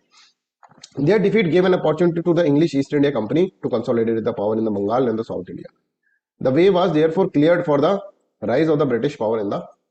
तो battle of Panipat indirectly benefits east India company, ऐसा क्वेश्चन आ सकता है मेंस के अंदर, तो आपको इस तरह से लिखना पड़ेगा। ठीक है, अब रीजन क्या है कि भाई देखो ये रीजन आप पढ़ लेना। एक तो मराठास है ना ओवर कॉन्फिडेंस में थे। मराठास बोले भाई जिसको मारना है उसको मारेंगे, ये सब चीजें जय महाराष्ट्र कर करके मराठा जो थे एक तरह से ओवर कॉन्फिडेंस में थे, है ना। इनको एक अच्छी अलायंस बनाकर लड़ना चाहिए था। जब एक बड़ा राजा होता है ना, बड़ा अगर आपको साम्राज्य लेना है तो बहुत सारे लोगों को साथ में लेकर फिर चलना पड़ता है। इन्होंने राजपूत से पूछा, राजपूत ने बोला देखे कि यार राजस्थान के अंदर जो राजपूत से देखते हम तुमको सपोर्ट करते हैं कि नहीं करते। बोले मत करो यार तुम्हारी जरूरत भी नहीं है, मराठा से आगे बढ़ दिए। जाट के पास है, जाट ने बोला ठीक है यार थोड़ा बहुत सपोर्ट दे देंगे। ठीक है, मराठास को पूरा जाट का सपोर्ट नहीं था, मराठा ये तो न्यूट्रल पड़े राजपूत। और कुछ लोग जैसे नवाब ऑफ अवध है, वो तो बोल रहा है अहमद शाह अब्दाली को भाई आओ मराठास को मारो, ये डर रहा है मराठास से अवध वाला। ठीक है, कि भाई ये नेक्स्ट मेरे को ही लेंगे। तो इसलिए मराठा के पास कोई डिप्लोमेटिक अलायंस ऐसी नहीं है जो जाके वहां पे बढ़ जाए। अकेले मराठा ने बोला कि यार मुझको जरूरत भी नहीं है किसी की, हम देख लेंगे, बहुत पावरफुल हम, ये तलवार की नोक पे सबको खड़ा कर देंगे, कोई किसी की जरूरत नहीं, हम लड़ेंगे। तो यहां पर अगर आप देखोगे डिप्लोमेसी का फेलियर यहां पर बोला जा सकता। अगर मान लो अलायंस बन जाती कोई, अहमद शाह अब्दाली की हिम्मत थी, अहमद शाह अब्दाली की तो अलायंस, कुछ लोग तो सुजाउद्दौला जैसा अवध का ज्वाइंट अहमद शाह अब्दाली, तभी तो उसके साथ बुरा हुआ बैटल ऑफ बक्सर के अंदर, फिर आ रहा ना फिर बैटल ऑफ कर्मों की फल, कर्म फल की सजा मिली उसको, giving the Afghan side decisive regional backing, है ना। दूसरा, Rajput ruler stays neutral due to the earlier Maratha revenue demands. पहले राजपूत रूलर्स को खूब डिमांड मांगी थी इन्होंने, सरदेश मुखी दो, ये दो, ये दो, तो राजपूत रूलर वैसे ही न्यूट्रल थे। Jat support was limited and withdrawn at a critical stage. Marathas enter the conflict without dependable north Indian alliance, कोई अलायंस नहीं बने उसमें, जबकि बाहर का आया वो बंदा अलायंस बना के बैठा है नवाब सुजाउद्दौला से। ठीक है, I hope this is clear. Over extension and weak logistic, ज्यादा कुछ सामान नहीं है इनके पास। इनका जो है बेस जो है डेक्कन में, और ये जा रहे हैं भाई उड़ी उड़ी मार रहे हैं यहाँ पर। अब सारी रसद जो होती है, ठीक है, सारी खाने पीने की चीज, आर्म्स एम्यूनिशन यहाँ से आती है इनके पास। इतना लंबा डिस्टेंस ट्रेवल करना पड़ता है। Long supply lines and dependence on the local provisions made the army vulnerable. Abdali effectively cut off the, यहाँ पर अब्दाली आके कट ऑफ कर देगा। तो इनको मराठास भूखे मर गए, मराठास इनके पास रसद नहीं पहुंच पाई, है ना। अब भूखे मर जाएंगे, आर्म्स नहीं होंगे, तो सैनिक क्या करेंगे, बिल्कुल डिमोरलाइज हो जाएंगे। तो यहाँ पर देखो long supply lines dependence on the local provision made the army vulnerable. Abdali effectively cut off the food and supply causing starvation, demoralization and forced the Marathas into a desperate battle. तीसरी चीज कि strategic and tactical errors. Sadashiv Rao Bhau adopted a static defensive posture, right, with a large defensive posture. उन्होंने कहा कि लड़ाई अंतिम वो है, ठीक है, इंस्टेड ऑफ वो बैठ गए टेंट लगाकर लंबे समय तक। भाई लड़ाई करते, सीधे लड़ाई करते, मार के आ जाते, स्विफ्ट नहीं था कुछ भी, मतलब जल्दी कुछ नहीं था। तो फ्लेक्सिबल कैवलरी वारफेयर करते, घोड़े पे बैठते, घोड़े में तड़बेक तड़बेक करके सबको मार के आ जाते। और ये टेंट लगा के बैठ गए भैया, धीरे धीरे कर रहे हैं सब, इतने में तो उसे घेर लिया चारों तरफ से अब्दाली ने। ठीक है। मार्जिनलाइजेशन ऑफ एक्सपीरियंस्ड कमांडर, पहले जो कमांडर हुआ करते थे जैसे मल्हार राव होलकर, ठीक है, जो कि मोबाइल वारफेयर, उनको एक तरह से इग्नोर करा गया। ठीक है। Command unit was weak, coordination among the मथार वाज पुअर, घोड़ों पे ज्यादा भरोसा नहीं करा गया। Inferior cavalry and battlefield mobility, जल्दी से करना था उनको, जल्दी से नहीं करा, उन्होंने टाइम दे दिया उसको कि भाई तू तो घेर ले आराम से हमको, हम बैठे यहाँ पर। डेथ ऑफ की लीडर्स, विश्वराव जो थे, विश्वराव जो है बालाजी विश्वनाथ राव के बेटे, एक सदमा उनको ये भी लगा बालाजी विश्वनाथ राव को कि मेरा विश्वास राव मर गया, मेरा बेटा मर गया। एंड सदाशिव राव भाऊ in the middle of battle, ये दोनों मर जाएंगे। बहुत बड़े लीडर ये थे, कमांडर थे सदाशिव राव भाऊ, तो उससे मोरल भी डाउन हो जाएगा, तो इसके कारण ये हार जाएंगे। Right, I hope this is clear to everyone. यहां तक समझ में आया? अब एक यूपीएससी का क्वेश्चन कर लें। बैटल ऑफ पानीपत क्लियर है सबको? अब सबके डाउट्स क्लियर है? ये कर लो, ये यूपीएससी का क्वेश्चन है।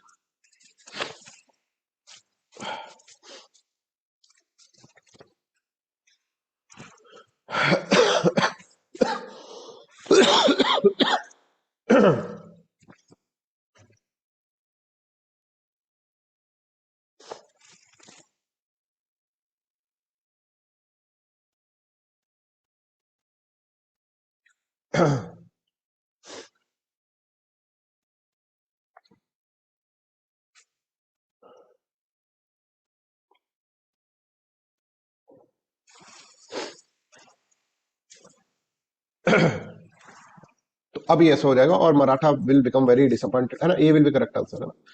अब बैटल ऑफ पानीपत के बाद इसका सिग्निफिकेंस यही है कि Maratha will become very very weak, right. और मराठास इतने वीक हो जाएंगे कि अब इनको एक बहुत अच्छे रूलर की जरूरत पड़ेगी, और वो रूल इनको प्रोवाइड करेंगे 17 साल के एक बच्चा। 17 साल में अपन क्या करते थे यार, अपन को कुछ भी, मतलब अपने, आप याद करो 17 साल में कैसे थे आप। कोई ऐसे डरा, ऐसे चिल्ला के भी बोल दे ना तो भाग के चल जाए अपन, कहीं छुप जाए कहीं, थोड़े दिन कांपने लग जाते, थोड़ा सा कोई कुछ बोल दे कांपने लग जाते। ये लोग डिसाइसिव रूलर्स है, आप यहाँ पर देखो, मतलब रूल दे रहे हैं बहुत तगड़ा वाला, और सब कुछ सीखे पड़े हैं। हमारा 17 साल की उम्र में ऐसे ऐसे रूलर्स हुए हैं हमारे देश के अंदर, है ना। एक है माधव राव, उनका नाम है माधव राव। और माधव राव मतलब उस वक्त आप देखो बैटल ऑफ प्लासी में इतनी बुरी तरह से हरा, बैटल ऑफ प्लासी बोल रहा हूँ मैं, पानीपत है ये, है ना, मेरे मुंह से बार बार प्लासी निकल रहा है तो आपको समझ में आना चाहिए this is battle of Panipat. तो बैटल ऑफ पानीपत में इतना बुरी तरह से हारे ये लोग, उसके बाद फिर रिवाइव करना बड़ा मुश्किल हो जाता है, बाउंस बैक करना बड़ा मुश्किल हो जाता है।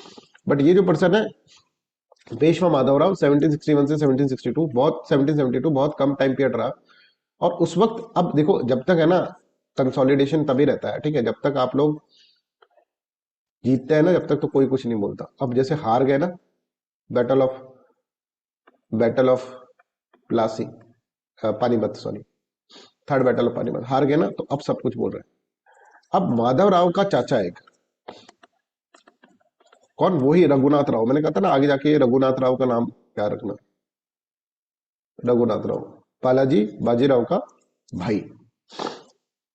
अब चाचा के मन में लड्डू फूटा, चाचा बोलता है 17 साल के बच्चे का ऑर्डर मानूंगा मैं, और भैया लड़ाइयां करी है मैंने, और मेरे ये जो है ना पेशवा, मेरे को बनना चाहिए, रघुनाथ राव बोल रहे हैं कि मेरे को पेशवा बनना चाहिए, आई शुड बी पेशवा। और ये अपना अलग ही रूल चलाता रहेगा। अब माधव राव को पता था भाई अभी अगर हमने लड़ाई कर ली इनसे तो सिविल वार चल जाएगा, अभी हम सिविल वार झेल नहीं सकते। ये भी एक सूझबूझ की बात है, 17 साल का लड़का ऐसा सोच रहा है, तो कहता है इसको इग्नोर करता है, रघुनाथ राव को इग्नोर करता है। ये रघुनाथ राव उसको चिढ़ाता रहता है, इसको इग्नोर करता है, और धीरे धीरे कंसोलिडेट करता रहता है अपना किंगडम। ठीक है। 17-year-old Madhav Rao became the Peshwa in 1761. Within the short period of 11 years, he restored the lost fortune of the Maratha Empire. ठीक है। अब यहां पर अगर आप देखेंगे, चाचा अलग ही लेवल पर खेल रहा है, इसको लग रहा है माधव राव को, राइट। और चाचा इसको बोलता है रोज आगे बच्चा है, बच्चे की तरह ही रहे, राइट। तो यहां पर देखो, initially real power were exercise by the uncle Raghunath Rao, whose reckless policy and personal ambition threatened civil war. एक बार तो इसको गुस्सा आया कि उठाऊं गर्दन पे तलवार रखूं मार दूं चाचा को, अरे नहीं नहीं यार अभी टाइम नहीं है, राइट। माधव राज ग्रेजुअली साइड लाइन में धीरे धीरे धीरे पॉलिटिकल मैच्योरिटी दिखा रहे हैं, ऐसे नहीं कि भाई आबड़ ताबड़ में उठाई तलवार काट दिया चाचा का गला, और ऐसे नहीं, rather than open confrontation preventing internal collapse at a critical moment, this is very important. और फिर धीरे धीरे धीरे धीरे अपने आप को रिवाइवल कर दो ना, पानीपत का इतना बड़ा बैटल हुआ है, अभी हम आपस में लड़ने लग गए तो दिक्कत होगा। तो देखो under his leadership Maratha army recovered moral and discipline, defeat of Nizam Ali of Hyderabad, forcing him to accept Marathas' supremacy. Reassertion of the Maratha authority in Malwa, Bundelkhand, North India वापस से उन्होंने, this victory demonstrated that Panipat was not a terminal land. ठीक है। Check on the regional rivals के ऊपर check. Madhavrao ensured that Nizam of Hyderabad was reduced to a subordinate position. Mysore ruler Hyder Ali अब वहां पर राइज कर रहा है, अब नेक्स्ट अपन एंग्लो मैसूर ही समझेंगे, right. Kept in check through the diplomacy and military pressure, this maintain Maratha dominance in the Deccan. अब माधव राव जो था ना, उससे वो बोलता है रघुनाथ राव लड़ ले आके लड़ ले, बोलता है भैया चाचा जी नहीं लड़ना आपसे यार, डोंट वरी आप भी करो ठीक है, आपको मैं इग्नोर ही मारूंगा, वो ठीक है भाई, मुझे अपना साम्राज्य देखना है, या लड़ ले, राइट। पर अब 1772 में जब माधव राव की डेथ हो जाएगी तो रघुनाथ राव बोलेगा अब तो मैं ही बनूंगा, ठीक है। I hope this is clear. अब देखो in 1772 Madhav Rao died at Pune, there was a struggle for power between Raghunath Rao the younger brother of Bajirao and Narayan Rao the younger brother of Madhav Rao. आप समझ रहे हैं, माधव राव का भाई जो है ना, ठीक है, दैट इज नारायण राव, और रघुनाथ उसका चाचा, मतलब इसका भी चाचा और भतीजा है ना। I hope this is clear to everyone. तो माधव राव मर जाते हैं, डेथ हो जाती है इनकी, नेचुरल डेथ, और माधव राव के बाद आते हैं इनके भाई नारायण राव, ये बनने वाला था, बट रघुनाथ राव बोलता है अब मैं नहीं होने दूंगा ऐसा नहीं इसको भाई को बना, नहीं, रघुनाथ राव बढ़ गया। और रघुनाथ राव वर्सेस नारायण राव चल रहा था, इतने में नारायण राव का मौत हो जाता है, मर्डर है ना, मजेदार कहानी है ना। इसके ही गार्ड इसको मार देते हैं, गोलियों से भून देते हैं, जैसे इंदिरा गांधी को मारा था उनके गार्ड ने, वैसे इसके ही पैलेस गार्ड जो थे उसको मार देते हैं। अब मार तो देते हैं, पर मरवाया किसने होगा, एनीबॉडी इन द क्लास, कौन मरवाएगा, चाचा जी, है ना। तो चाचा कितना खतरनाक हो रखा है यहाँ पर, देख लो। और ये चीज रघुनाथ राव को पहले से ही, ये चीज किसको पहले से पता लग गई थी, ये चीज भाई अपने माधव राव को पहले। तो माधव राव बड़े मजे से कहेगा Narayan was murder by his palace guard in August 1773 and his uncle Raghunath become the Peshwa. मैं जिंदा था तब बोल रहा था चाचा अलग ही लेवल पे खेल रहा है, बोल रहा था ना अलग ही लेवल पे खेल रहा है। अब रघुनाथ राव बहुत ही खुश कि भाई मैंने लास्ट में फाइनली पेशवा बन ही गया। देखो इसका स्ट्रगल देखो, बालाजी बाजीराव इसका भाई था, इसको सुनाता रहता इधर जाके लड़ ले, इधर जाके लड़ ले, इधर जाके लड़ ले। फिर इसकी डेथ हुई बालाजी बाजीराव की, माधव राव बन गए। अभी भी रघुनाथ राव को लग रहा है कि यार मेरे को बनना चाहिए था रघुनाथ राव।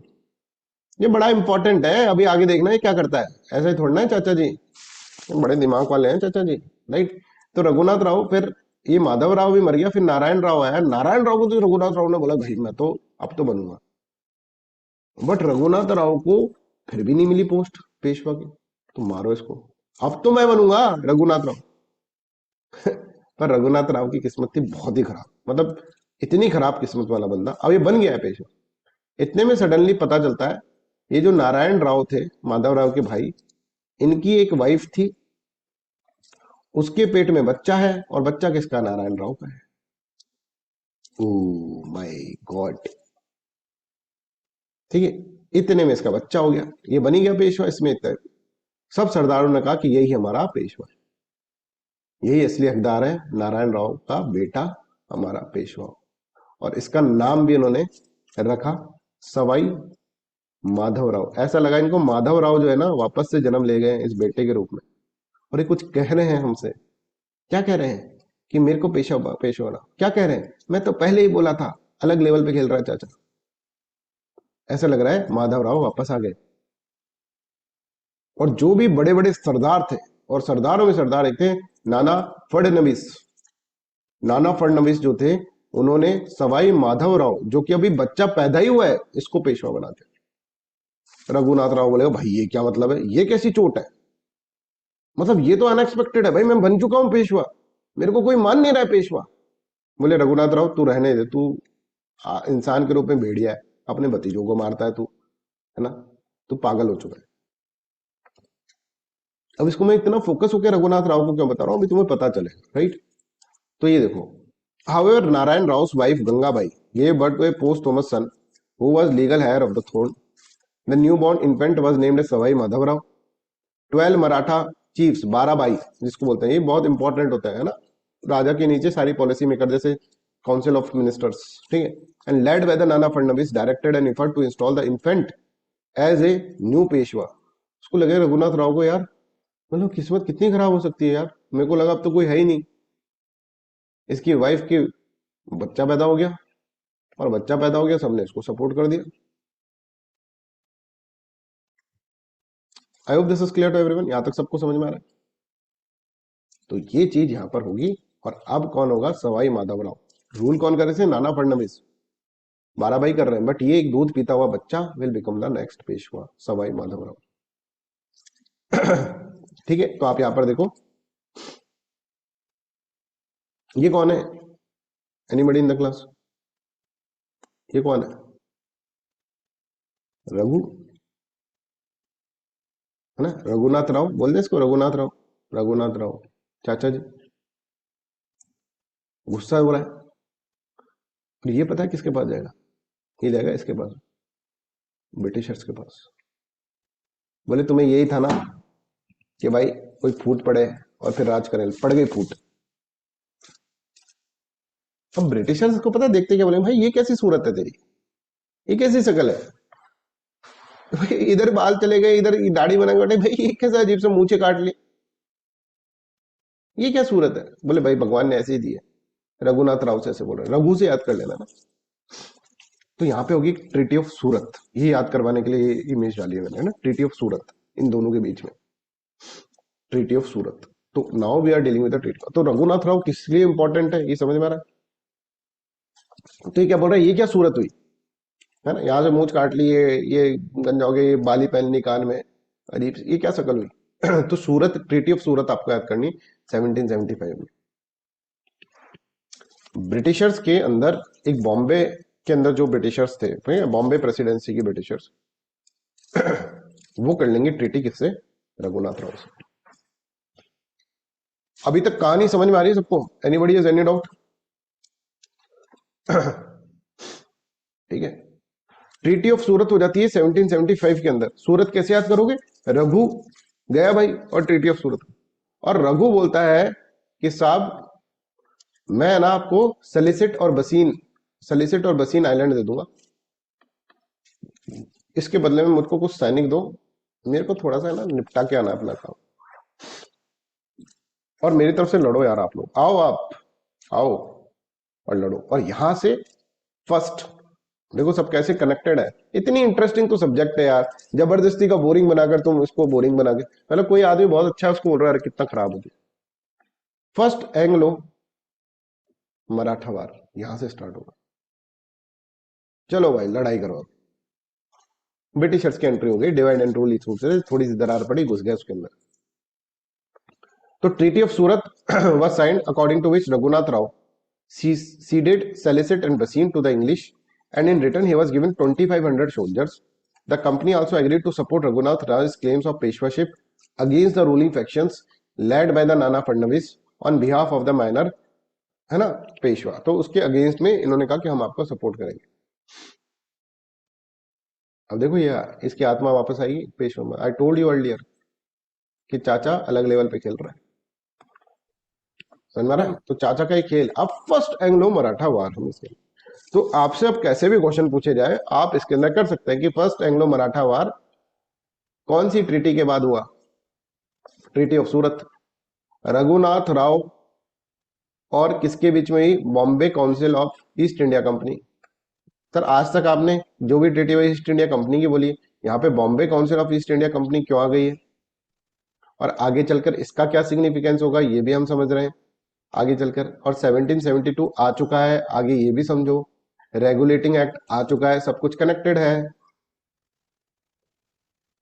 ठीक है, I hope this is clear. और पहला एंग्लो मराठा वार होता है 1775 से लेकर 1782 के बीच। इतना लंबा चलेगा पहला एंग्लो। ठीक है, अब एक बार थोड़ा कंसोलिडेट कर लें अपने आप दिमाग के अंदर। Sir one doubt I had. हाँ जी प्लीज।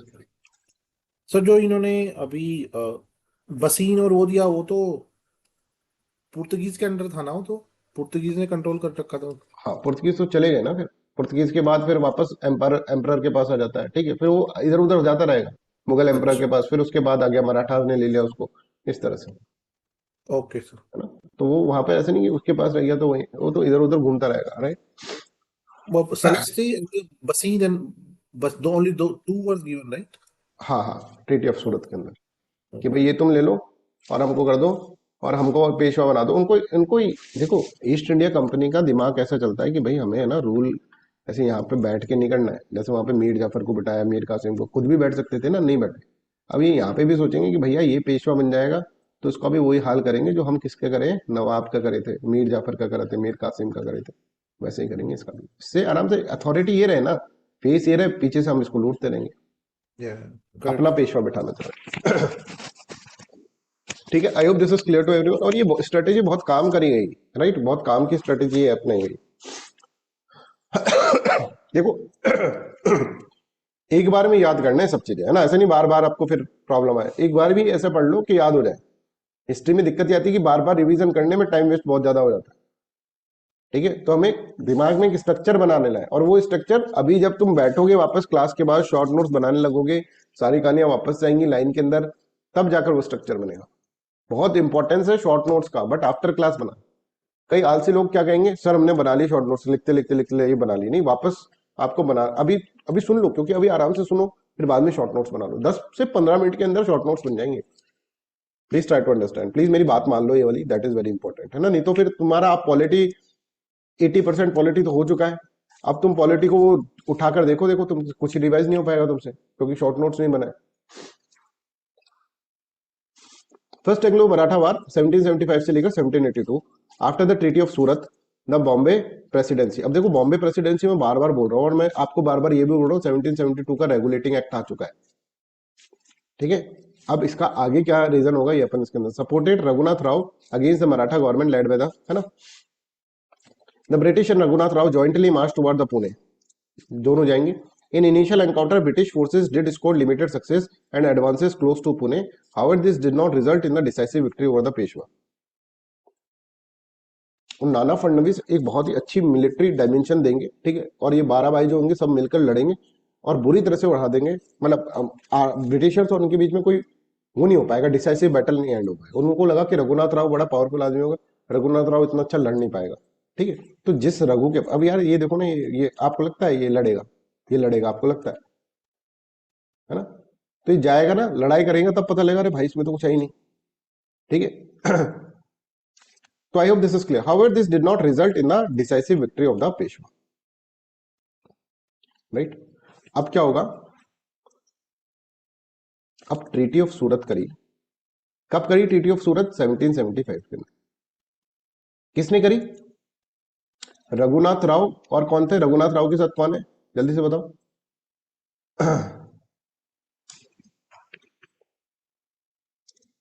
बताओ, ब्रिटिश, ब्रिटिश में कौन?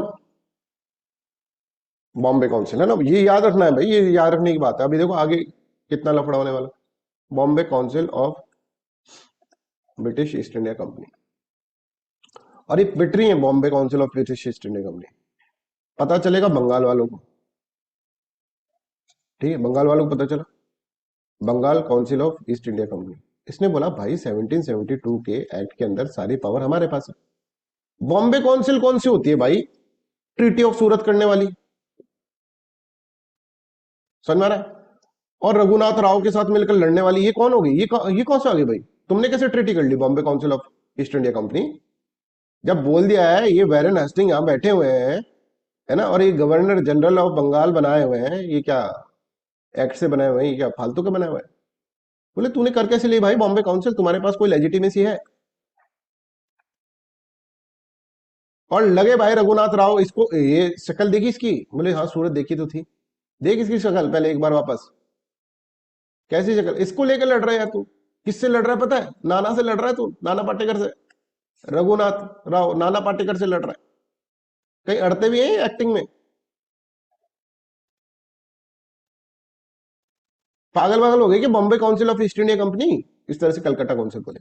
और कलकत्ता काउंसिल बोली कि ट्रीटी ऑफ सूरत इज, इसको हम नहीं मानते, डिसअप्रूव कर दी। हमारी ईस्ट इंडिया कंपनी ने नहीं करी है, बॉम्बे काउंसिल वालों ने करी है।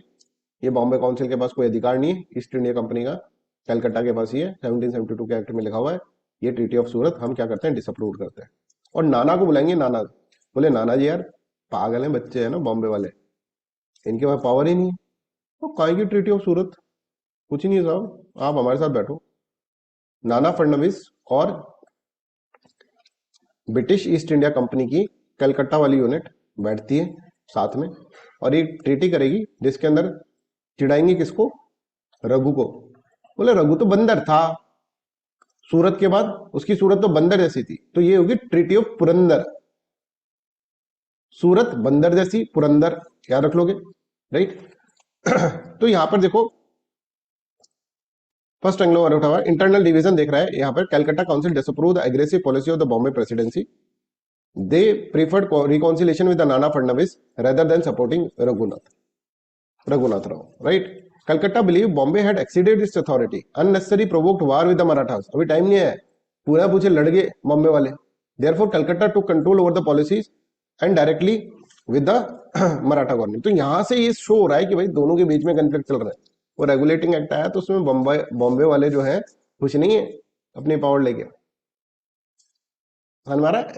अब आपको रियलिस्टिक लग रहा होगा सब, उसकी पावर छीनी, उसने कहा यार ऐसे कैसे छीन ली, तो वो रघुनाथ राव उधर चला गया, उसकी यहाँ पर बॉम्बे वाले का अलग इसके घरेलू मुद्दे चल रहे हैं, इस ईस्ट इंडिया कंपनी कलकत्ता से ये अलग सोच रहा है कि यार क्या हो गया ये, मैं भी ट्रीटी करूंगा, मैं भी ऐसे कर रहे हैं। उसकी ट्रीटी कैंसिल कर दी, रघुनाथ राव को मजाक उड़ा दिया, बंदर बोल दिया, treaty of Purandar, right. British recognise Sawai Madhav Rao as a new Peshwa, British East India council of Calcutta बोला हम करते हैं साहब ट्रीटी आपसे, ये तो बेवकूफ आदमी है, पता नहीं क्या करने गए, किसको लेके चला गया रघुनाथ बंदर जैसा, ठीक है ऐसा। तो Sawai Madhav Rao as the new Peshwa, pension was promise to Raghunath Rao by the British, ठीक है। एक्चुअली बॉम्बे काउंसिल की गलती नहीं है, बॉम्बे काउंसिल ने एक दो रोडीज के शो देख लिए, उन्होंने बोला भाई ये बंदा काम का है, कैसे गालियां बकता है यार, ये तो बड़ा पावरफुल आदमी है। बाद में पता लगा अरे भाई इसमें तो कुछ था ही नहीं, है ना। Maratha accepted not to favour the French existence in India, Marathas ने ये भी बोला ठीक है भाई फ्रेंच के एग्जिस्टेंस को हम फेवर नहीं करेंगे, कोई दिक्कत नहीं, क्योंकि उधर हैदर अली जो है वो फेवर कर रहा था, तो इनको लगता था मराठास कहीं फ्रेंच को फेवर ना कर दे, तो इस तरह से इसके अंदर यहाँ पर है, राइट। हाँ पर वो संभल गया फिर। Salsette was retained by the British, है ना, वो सैलिसिट वसीन जो थे वो वापस से ले लिए थे इन्होंने, रघुनाथ राव ने जो दिए थे, बोले सैलिसिट तो हम रखेंगे साहब, तो बोले ठीक है यार तुम रख लो, नाना फडणवीस भी बोल देंगे तुम रख लो सैलिसिट, और वो वापस जो होगा एक तरह से वसीन जो होगा वो वापस से मराठास के पास है, ठीक है। तो समझ में आ रहा है, ट्रीटी ऑफ पुरंदर समझ में आ रहा है, सूरत, सूरत के बाद पुरंदर, ऐसे याद रखना पड़ेगा हमें, ठीक है। बॉम्बे और ईस्ट इंडिया काउंसिल के बीच में भी, ईस्ट इंडिया काउंसिल के बीच भाई कौन सी ट्रीटी ऐसी है जिसमें ये दिखता है कि east India company of Bombay और कलकत्ता के बीच में एक तरह से क्या है, लड़ाई हो रही है। Which of the treaty of Surat, treaty of Purandar, गए बच्चे, आधे बच्चे गए, treaty of Purandar, one liner answer. It was temporary diplomatic victory of the Maratha specially under the Nana Fadnavis, एक डिप्लोमेटिक विक्ट्री है भाई, मराठा बोल रहे भाई, मजा आ गया, है ना। It expose internal division between the, तो विच ट्रीटी एक्सपोज इंटरनल डिवीजन, ऐसा सकता है between the British administration. It weaken Raghunath Rao permanent, Raghunath Rao विचार सोचेगा मेरे को बंदर बोल दिया, अब ये तो चला ही जाएगा भाई, ये कहेगा मैं तो जा रहा हूँ यार, मेरे को ऐसे मजाक उड़ा रहे हैं यार मेरा। It showed that even after Panipat the Maratha could negotiate with the British from position of strength, ठीक है, आगे से हावी होकर उन्होंने इस तरह से treaty. Bombay government rejected this new treaty and gave refuge to the Raghunath. Bombay वाले को फिर दिक्कत हो जाएगी, बॉम्बे कहेंगे भाई हम नहीं मानते इस ट्रीटी को, रघुनाथ बेटा तू आजा मेरे पास, तो रिफ्यूज बना लेते। तो यहाँ पे देखो बॉम्बे, अब यहाँ पे भी दिख रहा है बॉम्बे गवर्नमेंट डिड, बॉम्बे पर rejected treaty of Purandar, continue to support Raghunath Rao, ठीक है। Raghunath Rao was given refugees, है ना, by the British at Salsette Bombay, ठीक है, क्योंकि बॉम्बे के अंदर ही आता था सलिसिट, वो ब्रिटिशर्स के पास था, right. They directly violated the terms of the Purandar agreement. और इसके बाद फिर क्या होगा कि ईस्ट इंडिया काउंसिल वाले फोन करेंगे, भाई तुमसे तुम्हारे लोग ही नहीं संभल रहे, राइट। और फिर ये बॉम्बे वाले और एक अलग कदम उठा देंगे। Bombay government march with the British troop and Raghunath towards the Pune. बोले ये क्या है भाई, तुमने अपने घर के बंदे नहीं संभल रहे तुमसे। Maratha force under the Mahadji Scindia surrounded and defeated Britishers near Vadgaon close to Pune. फिर हरा दिया उनको। और यहाँ पे इनका कोई ईस्ट इंडिया काउंसिल का सपोर्ट नहीं है। अब देखो कितना रियलिस्टिक चल रहा है सब कुछ। इस पर कहानी बना दे सर हम, कहानी तो बना रहे हैं। कहानी से ही याद रखना है, ऐसे याद रखना है। वो ऐसे भाई रघुनाथ शुरू से ही माधव राव बोल, ये नाम याद रह जाएंगे तुमको इन कहानियों से, है ना। माधव राव बोल रहा था भाई आई टोल्ड यू अर्लियर, ये चाचा आगे जाके लफड़ा करेगा, अलग ही लेवल पे खेल रहा है। नारायण राव को मार दिया उसने, फिर मरवा दिया। फिर उसका बेटा, उसकी तो किस्मत खराब थी रघुनाथ। फिर रघुनाथ बेटे, तो यहाँ से एंग्लो मराठा की स्टेट, फर्स्ट एंग्लो मराठा वार का शुरुआत हुई। और वडगांव पे बुरी तरह से फिर हरा देंगे। बोले आओ, और क्योंकि सपोर्ट नहीं है ना, बॉम्बे वाले अलग से हीरो बन रहे हैं, ठीक है। तो अब यहाँ पे एक ट्रीटी साइन होगी, treaty of Vadgaon, again East India council से। Maratha forces under the Mahadji Scindia and Haripant Phadke use superior strategy. The British army was surrounded, cut off from the supplies and forced to retreat. British was compelled to surrender at Wadgaon, one of their worst early defeat in the। अब सबसे पहले India के अंदर सबसे भयंकर defeat यहाँ पर Britishers की हुई, बुरी तरह मारा, खींच खींच। क्यों? क्योंकि साथ में नहीं है। देखो जहां डिसयूनिटी होगी ना, अब यहाँ पे ब्रिटिशर्स के अंदर डिसयूनिटी हो गई, divide and rule policy. Britisher क्या लगाएंगे, खुद ही टूट गया जब। तो ट्रीटी ऑफ वडगांव और एक तरह से वडगांव कन्वेंशन यहाँ पे साइन की जाती है। Main provision, British agree to restore all territories acquired since 1773. British agreed not to interfere in the Maratha internal affairs. Raghunath Rao was to be abandoned completely, है ना। Significance, humiliating defeat for the British, demonstrate Marathas military superiority. However, British later refused to ratify this treaty. ठीक है, और आप यहाँ पर देखोगे बहुत बुरी तरह से इनको हराएगा, राइट। अब ये ट्रीटी जो है बॉम्बे काउंसिल से हुई है ना, ये बॉम्बे काउंसिल से हुई, सॉरी मैंने कलकत्ता काउंसिल बोल दिया, Bombay council.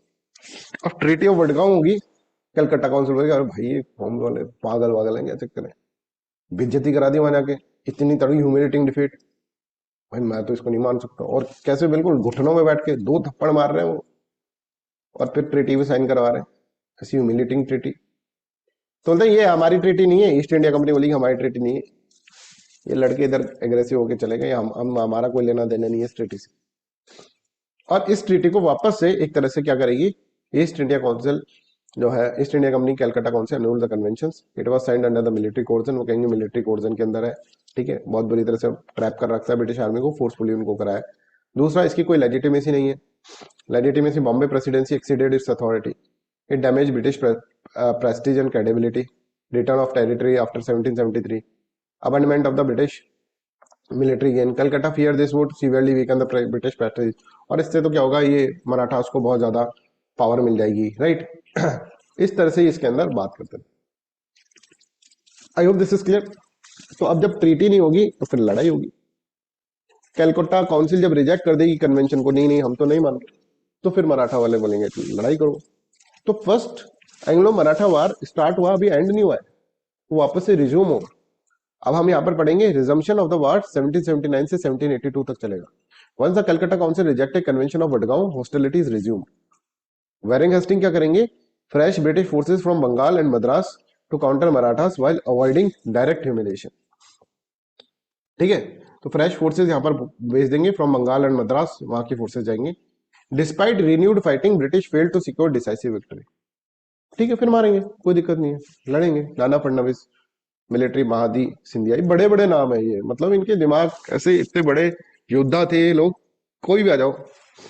Both side gradually realise that prolong war was costly, बहुत कॉस्टली वार चल रहा है भाई, ये तो भाई सेटलमेंट ही नहीं हो रहा है, और दोनों बराबर की लड़ाई लड़ रहे हैं। तो फिर एक बहुत important treaty, treaty of Salbai यहां पर साइन की जाएगी। बहुत इंपॉर्टेंट ट्रीटी 1782 में जिसमें ये जो इसका पहला प्रोविजन है दैट इज वेरी इंपॉर्टेंट कि हम सीज फायर कर रहे हैं फॉर 20 ईयर्स। 20 साल के लिए हम आपस में नहीं लड़ेंगे। ठीक है, I hope this is clear to everyone. इस ट्रीटी के अंदर दोनों साइड से कॉम्प्रोमाइज हुए हैं। ठीक है, देखो सलिसिट वापस इनके पास आ गया था, तो and Bharuch were to be retained under the position of the British.